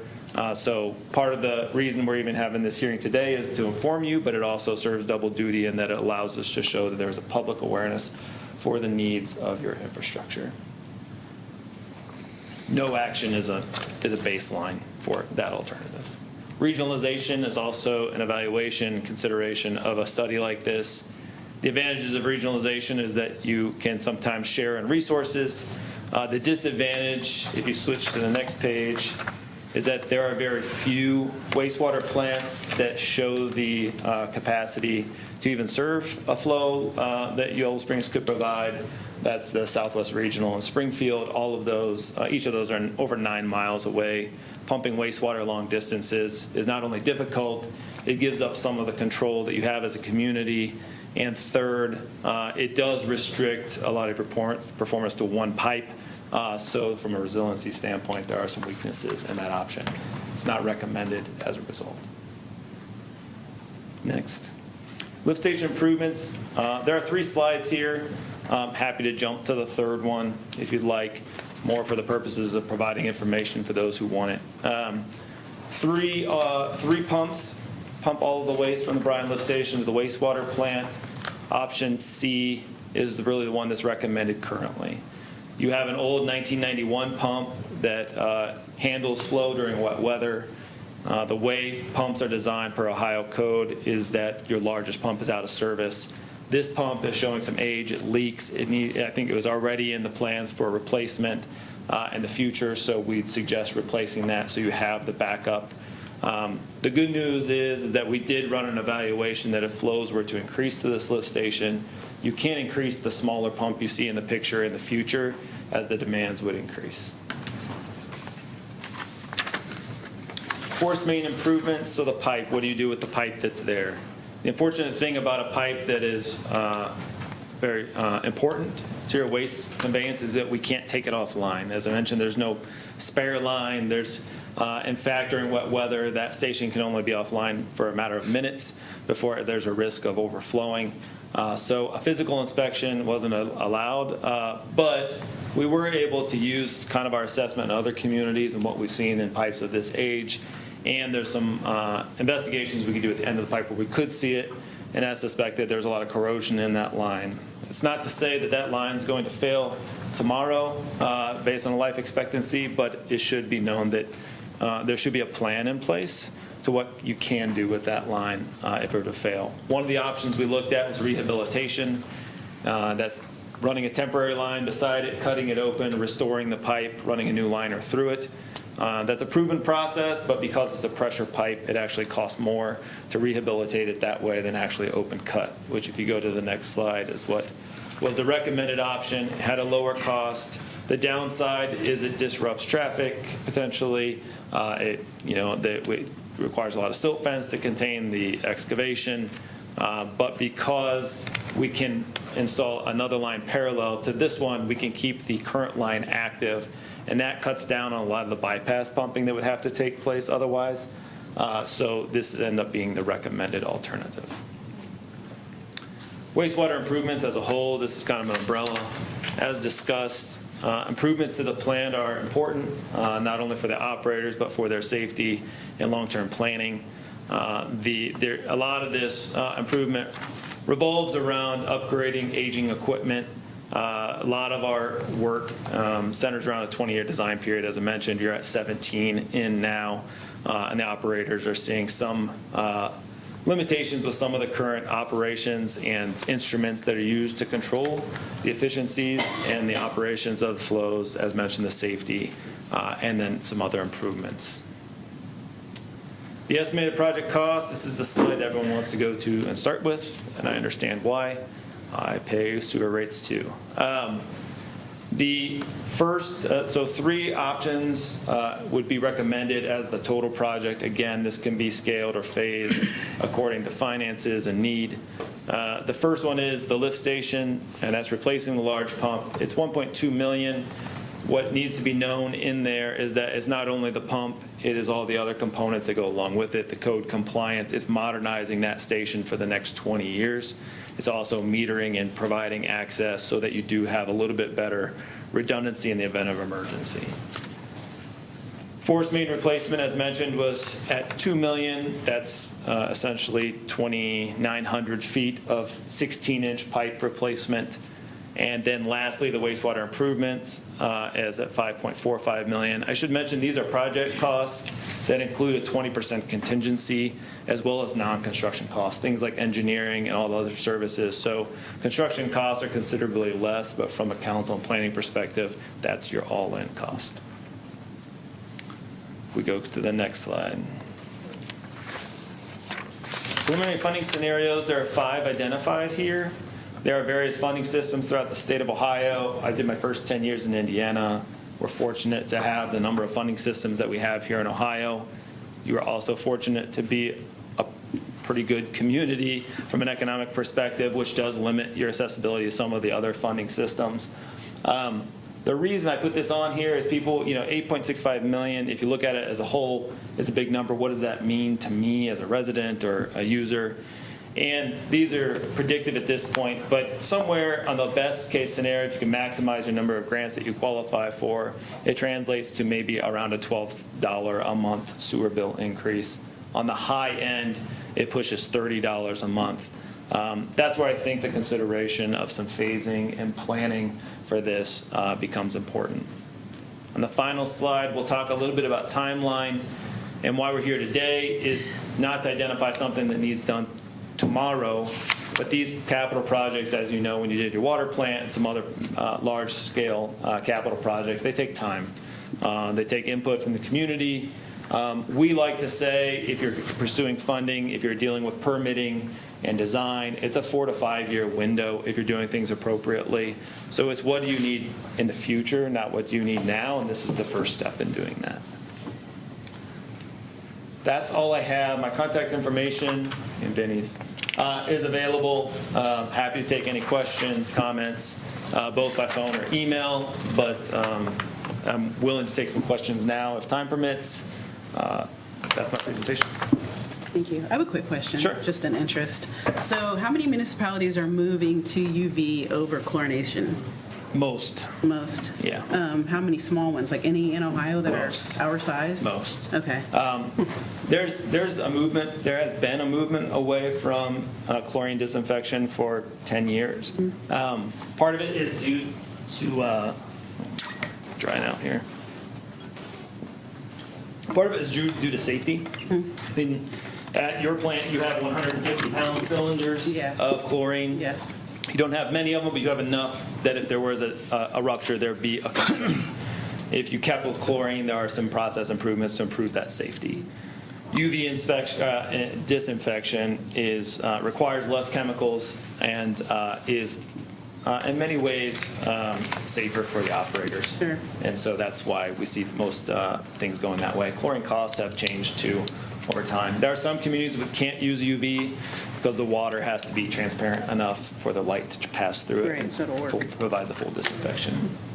So what's the, just for me, what's the price point difference for that, for making that transition?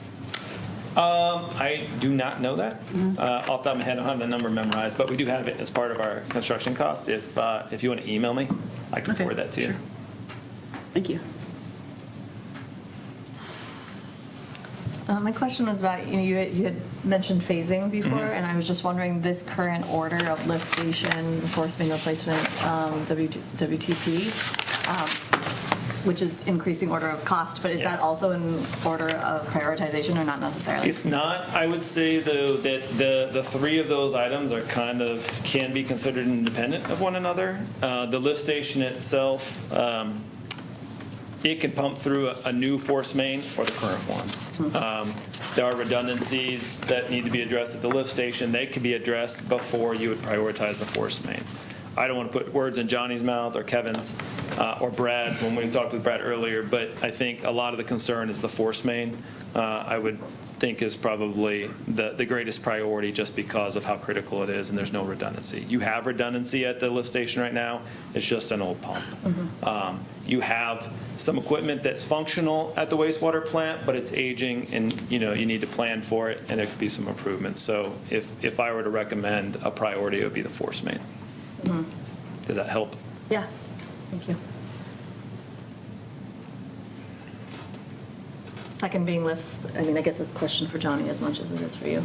Would lift station be next? Lift station would be next. I think lift station would be second. Just, it's 70+%, and I know we were provided with some of the economic development opportunities. It seemed a larger, more than majority of those percentages would be impacted by that lift station or flow through that lift station, so that seems to align with need. And so none of this is included in the current rate studies, essentially? Like, there was nothing about any of these capital expenses in those? No. Do you know why? Can't answer that. I know the 2009 was the plant remodel. It actually went online in 2012, but it didn't go to the technology it should have. at that current time. So we used a lot of old technology that was outdated to upgrade the plant. So that could be the reason everybody thinks that the water and wastewater is up to date. I do know that that loan falls off for that plant, I think, in 2030. We've just got a little bit left on it. Just for knowledge in the room, Todd Van Lane is the last person to see the force main when he made a repair on it. How many years ago, Todd? No. Okay, so it's been 20 years, roughly. And that was he was also the one that gave me. So, Yeah. and at the time, we saw ductile iron coming up into the right-of-way of Cory Street, and actually it's almost right across from the Glen Helen building. I've been concerned about this line. It was installed when I was going to school in this room. Or no, downstairs, okay. I was 12 years old. And it occurs to me that not enough attention has been paid because there is no other alternative. If we were to go out there and see a large plume of very dark water coming out of the glen, to do something on it isn't there. There is no contingency plan for it. It will pollute the river, and it will continue to do so for a good 3 weeks optimistically. Rain for Rent isn't going to sell you the wrench of the tools to pump it by unless you're real lucky. And even then, they have to run new line all the way up on the top of the ground to where it can gravity out to the plant. It's been a tragedy in the making just because it's easy to neglect. Yeah. Pipe only works so it's got walls in it, and the walls are shedding quickly. And we provided some evaluation. We looked into what it would take to actually physically inspect that line, and it's on hundreds of thousands of dollars to pump up, run temporary piping on the ground, HDPE piping, tie into some line, and leave that line run for a period of time while you can cut into it because it's so long you can't, inspect it all in one shot. So that could reveal that it has more life to it. I think observations by Mr. Van Lane was probably. What concerns me is to see that if you were to approve this. Hey, if you're going to talk, we kind of need you to come up here because we have to get it on video so people that are here. But do you want to ask? Yeah. Let's take one more set of comments, then we're not doing a public hearing on this. Thank you. It occurs to me that what concerns me immediately is that if you were to approve this in the very near future, you still have 3 years before there's a first drop of water runs to an alternative line. In the meantime, we have to trust to a line that's already been in there well past its life. The published life of ductile iron and force main capacities, which are usually not as high a pressure as a water line, but instead have varying amounts of airspace and therefore more ability to rust, is usually around 30 years. We've exceeded. So Ryan, do you want to speak to that? Is that, I thought you just said 75 years. Is it? The ductile iron pipe will tell you 75, but what he's saying is correct. Like at the end, especially where air can be exposed to it, it creates, you have raw sewage and oxygen that can blend and make failed spots. So that is possible. I mean, like I said, we've seen failures definitely before 50 years. We've seen pipe last beyond 75 years. It's kind of an unknown. There's a range that until you can physically put your eyes on it and inspect it, you don't really know. But it's at the age where I'd say it's definitely beyond its half-life for sure. Okay. But Mr. Van Lane is the last person to see it. Correct. Okay. And that is the reason why we did this capacity study, is so we can have a plan for the future versus waiting until, like Todd says, you got gray water running into the glens and now we didn't do anything about it. Right. So, And of course, what he's saying is correct as far as that goes. And the natural, unfortunately for most engineers, is let's inspect it, let's run a camera through the line. Can't do that. You can't do that. There's no stations to put it in. You can't stop the flow between them, so you'd just be looking at more gray water. And so this is probably going to happen if nothing is done. Thank you. Thanks, Todd. So just continuing on, we do have, looks like 4 years, December 20th, anticipated construction completion. So is there any interim risk mitigation between like now and then that we should be worried about? And then also, between now and then, who would then carry the risk? Village or? Yeah, I mean, I would default to your law director on that one, but I would typically, I mean, it's your infrastructure. And so I think what I'm saying is during that 4-year construction window as well, because there seems to be a doom and gloom component to this, and the light at the end of the road sounds far away also. So this is a council question. I'm trying to wrap my head around this. Under construction, your belief is that council is still responsible for anything that were to occur? Typically, when we structure our construction contracts, the responsibility of ownership of the new line would fall on the contractor to the point of substantial completion. That means when the new line has been tested and is operable, at which point that's transferred to the village. That still does not take away from the fact that your operating line, the current one, is still your line. The contractor doesn't take over the ownership of your old line while it's under construction. Only the new one that's being constructed as part of the project. Does that answer your question? It does. And then the design line, I know we just talked about it. So you're saying it's more like 50 years for these new lines? Yeah, PVC pipe is 50 to 100 years. And I think the 4 years, there are ways to accelerate it. Certainly. Funding, I'm giving you in the 4-year window, that takes into account what could potentially be over a year to secure different various funding pieces, 6 months to a year, depending on design and how difficult it is to obtain easements right away. In this case, we think it's going to be pretty straightforward because of where it's located. And then EPA is telling us around 6 months for approval of permits, depending plus or minus. So, and then about a year for construction itself. So.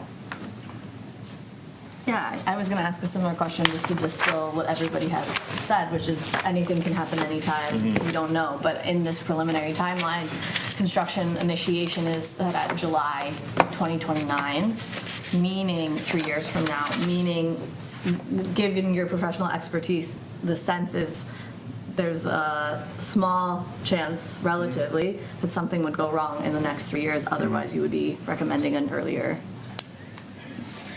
construction initiation? Yeah, or that this is based on the financing? That assessment based on what I. So this start date is based off of the financing. That's correct. Yep, this is me so. following the typical steps, not a recommendation of time. Like this is a good year to start. Okay.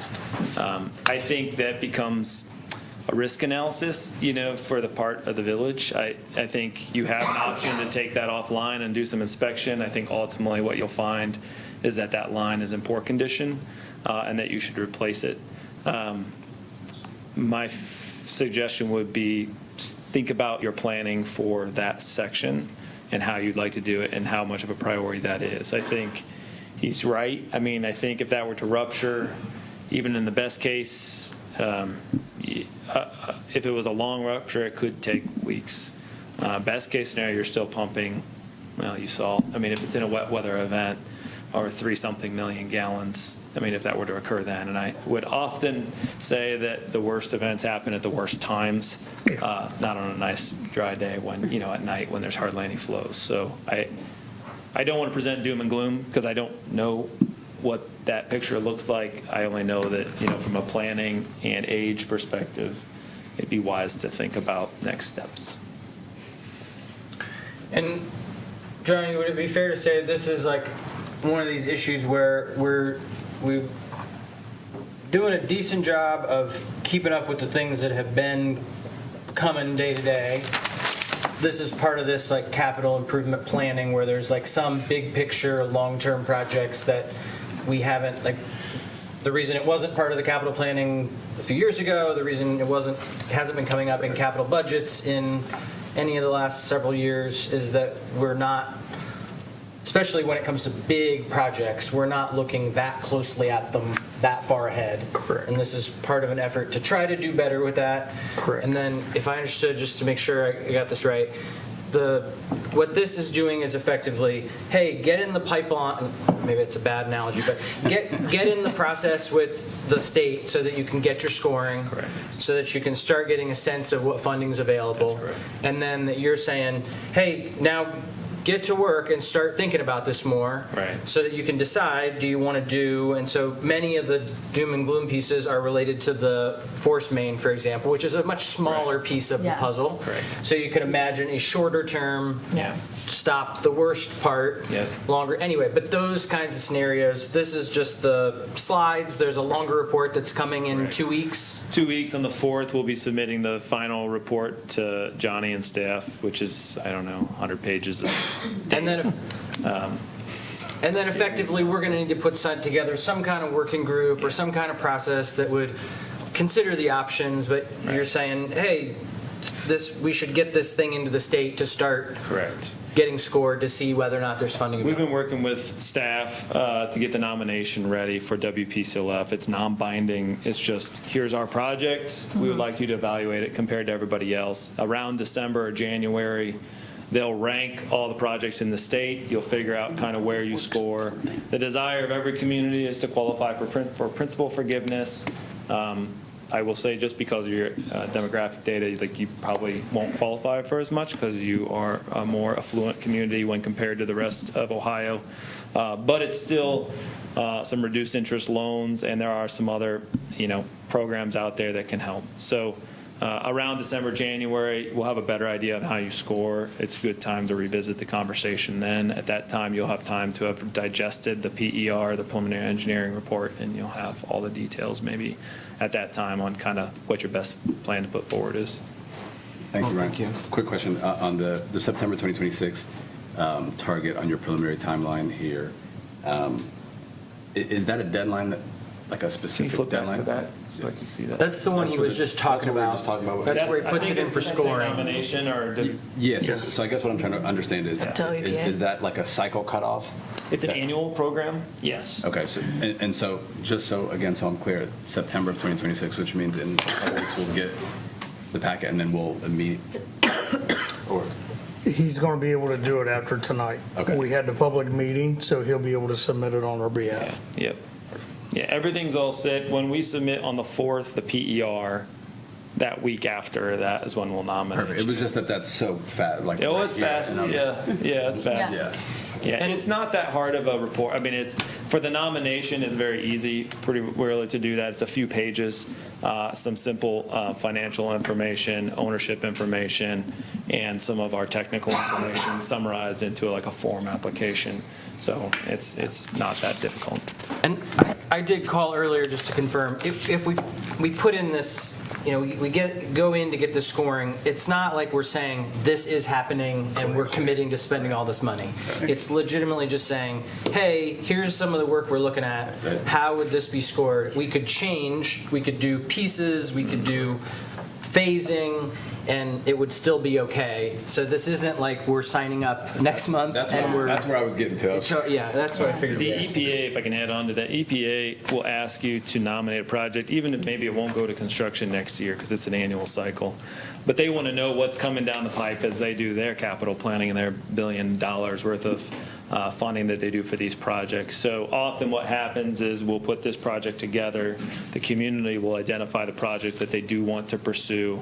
We'll renominate it again September of 2027, and you can build a project from there. If you want to expedite sooner, there's other systems that can allow you to do that. Okay, any other questions? When was this study completed? It's wrapping up the 4th. Oh, so it's still technically ongoing. It's been done. We've reviewed the draft with Johnny and staff back in July. July? Yeah, and but we are making edits from their feedback to make sure it's final. So it's going through to QC on Thursday, and then we'll make our final edits through our internal QC process, and then to the village on the 4th. That'll be it. Okay, any other questions? All right, well, thanks for coming in, appreciate it. Thanks, everyone. Yep. All right, no manager's report tonight. We're going to old business, and we got 2 quick items, it looks like. And the first one is the housing mission statement. Yeah. Angie and/or Carmen, I guess? Yeah. The first thing I just wanted to mention, because we just are talking about infrastructure and several people commented on this, when we wrote the 26, 27 council goals, we added something that in the past has not been there, I believe, which is the core service provision statement. So above our prioritization of our goals, we wrote the village's primary focus is delivering essential services, including utilities, public safety, planning and zoning, finance and administration, parks and recreation, and youth services that sustain the daily quality of life in Yellow Springs. Council goals build on these services to guide priorities beyond routine operations. So I think here today we're experiencing it. You know, it's there are the routine operations, the priority. Obviously, the presentation we just heard is top and center, but there are other goals that we're trying to work on. So just to be clear on that. And the housing mission statement, Carmen and I were able to pass on a few drafts back and forth with the support of Judy. Because we had mentioned the last Bowen study, we did include an updated numbers from this study. And that's all I had to say is, I mean, this is in real time. Nothing has been decided. And I think it's important to say that we value the contributions of the community. This is why we're doing what we're doing. The civic engagement is critical. So we're figuring it out as we go. We're talking about it as a community as we go. Those conversations are happening here. They're happening outside of this room. They're happening online. They're happening in petitions, and all of that is fantastic. That is how we're going to make decisions together. There was going to be, I wanted to mention that there was going to be a presentation today of the community engagement timeline for Glass Farm. That was bumped because this presentation needed to happen today for us to submit what was just described. So, yeah, again, the engagement with the community and making decisions together and exploring the options is baked into it. And to be clear, no decisions have been made. Every discussion, more or less, has been, I think, at the housing retreats about Glass Farm and has been, in public meetings. Yeah. Carmen, anything you want to add about the goal and statement? No, I think you summed it up pretty well. It's pretty, we did it. We did it, How about yeah. that? Yeah, we did it. And Judy, just to summarize, I think the intention is also, after we have this version, to integrate it into the other documents relevant. Well, I would be even a little more formal about that to say that you identified a definition of affordable housing that's not reflected in the zoning code in a consistent way. So if you can pass this on to Planning Commission to look at text amendments to the zoning code to make that a standard definition of affordable housing, that's going to help a great deal. So obviously Gavin's hearing that, and Naya's aware of it. So if that is council's desire, you may want to make a motion to that effect. I guess, Judy,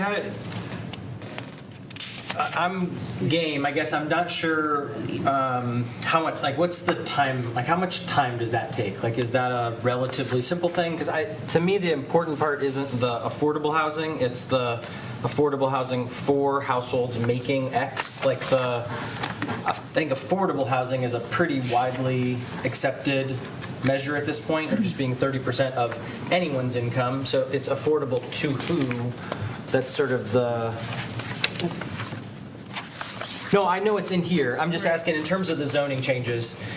How big of a lift? Yeah, do you have a sense of, is it that's not a big deal, this isn't, updating the term around affordable housing seems relatively straightforward, in which case I'm more inclined to say, sure, let's do it. Or is it that becomes a big lift? when, to me, the like wording around affordable housing is less important than how do we put energy toward getting affordable housing for households making 60% or less of AMI, which is the thing that isn't happening. You can, that second part becomes the heavier lift because, yes, that involves incentives and some changes to subdivision regulations or PUDs or things like that. But getting the definition consistent is certainly helpful because that creates confusion, generally speaking, and that's a fairly easy thing to do. Okay. Well, if it's not that hard, then sure. I just don't want to put something on. Yeah. No, it's not a huge lift, no. Okay. Yeah, well, I'll just say, I appreciate y'all's work on this. I think the big dynamic is just what we've started talking about with Bowen, where it's just, we're getting, housing units are getting built for market rate, higher income people. The challenge is that we keep building those units and we never solve the problem of how do we create units that are affordable to people of lower incomes. It was stated earlier, for example, that some of the new units that are coming on include affordable units. None of them include affordable units for households making 60% or less of AMI. There are 15 units at the student union and 15% of 43, I can't remember, 9, I think, or something, of the units that are 80% AMI, 80% or below AMI. So anyway, just noting that I'm glad that you all put that in there and we continue to figure out that's the thing that is the problem we're trying to solve for. So we need a motion. So it sounds like you would want a motion to do the affordable housing thing, you're saying? To pass the request for updating the definition of affordable housing in the zoning code. Yes. Yes. I move to update the definition of. I made, so we're mutually making a motion. Okay. So just Carmen first, Andy second. Sure. Mutual. Anybody with any questions? All right, all those in favor say aye. Aye. Aye. Anybody opposed? Okay, and then is there some reason that we need to do a voting on the statement, or now we just are agreeing and then we would start integrating it into the goals, right? If you want that statement to be kind of Codified set in more some in stone, it can be brought back as an attachment to a resolution. Otherwise. I think it's fine. Good, okay. Yeah. Everybody? Okay. Okay, I'm going to keep moving if that's okay. Next up, strategic plan, RFQ. The basic update is we got 22 applications. Angie and I met with Naya and Elise before she left to review. We've got some interviews scheduled for the coming week, and so at the next council meeting, we hope to have a recommendation. I think that's it. Any questions about that? All right, next up, new business, of which there is none, so we'll move on to board and commission reports. Is there anything that anybody either did not submit or anything that was submitted that anybody wants to reference? I'm going to mention the active transportation one isn't linked in here, so I just want to mention that, let me pull it up here so I don't, sorry. We're continuing, there wasn't really anything new to share from the meeting itself. There weren't a lot of people who showed up, so I just want to draw some attention to that committee, that we could use some more consistent participants.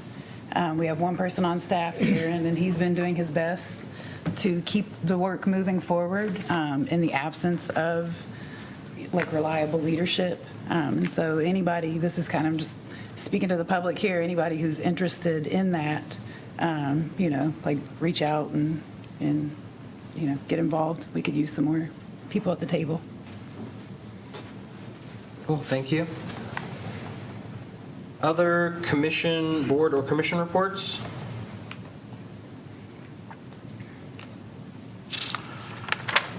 Okay. So future agenda. Sorry, I got something in my mouth. So updated Glass Farm timeline, Angie mentioned that got bumped, so we would expect to have something for the next meeting, it sounds like. Yes. And then we bumped the economic development. Now it's not a 90-day. Now it's like some other kind of blitz number. Economic development progress update. So it sounded like you were working on that. And that feels possible to do a check-in? Yeah, and I think actually it'll help a little bit with Naya here now in the fold. We can kind of put together a little bit of our distillation of what we've come up with so far. Okay, great. And then just regularly scheduled goals update. I did want to just note, it came up earlier in one of the conversations around, I think maybe it was one of the housing things. You know, we had on our, when we talked about goals originally, we talked about having a conversation about CRAs and TIFs this fall. So I'm not sure what date yet it's going to get slotted into, but just as like a reminder, we do, want to revisit how are we using those tools. And you heard like in the Bowen study, this sort of question of, that's part of what they're talking about is like, do you want to use incentives of this certain kinds to get certain outcomes? So Judy, maybe you could just like put it on so that it's a reminder to everybody that'll be there for, I don't know, maybe the first weekend in October. And then we're going to also start bumping up against like, how does it flow with the budget conversations, which I think preliminary dates were sent a while ago, but we should probably start locking those in. Yeah, I'll drop those in. Yes, thank you. So we can block our calendars. Yes, thanks. And also, you're bringing back the franchise agreement for a second reading. Franchise agreement, yeah. I guess I don't know if it's the next meeting or the meeting after, but at some point it feels like we should talk about this follow-up on the sewer water treatment conversation, to think about how do we get from where we are to thinking about what the options are. So I don't know, maybe throw it on for the 21st. Are y'all? Do you have otherwise a work session on the 21st? Let's look, did we have one? I don't think we had a topic yet.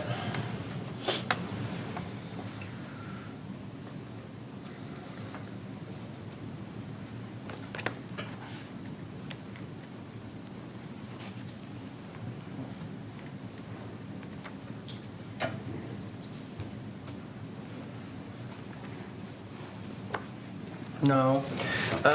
I don't think that needs to be a whole work session necessarily, but maybe just, Sure. doing a check-in about it. Because y'all, I assume you saw it, the force main piece, for example, it's like, we have cash reserves that could cover that if that was a choice, We have the budget coming up. We could make decisions about how to use those funds if that was a choice. And it seems like we need to get a little more information about what the risk is, so that we can kind of get a sense of how timely does this feel. Are there any other future agenda items? Okay, so then next up, we're going to move into executive session. If I could get a motion under revised code 121.22G1 to consider the appointment and employment of public employees, that would be great. Second. That was Angie. Angie and Sinai, yep. All right. DeBoer Leonard. Yes. Shu. Yes. Brown. Yes. Samari. Yes. Pierce. Yes. Thank you.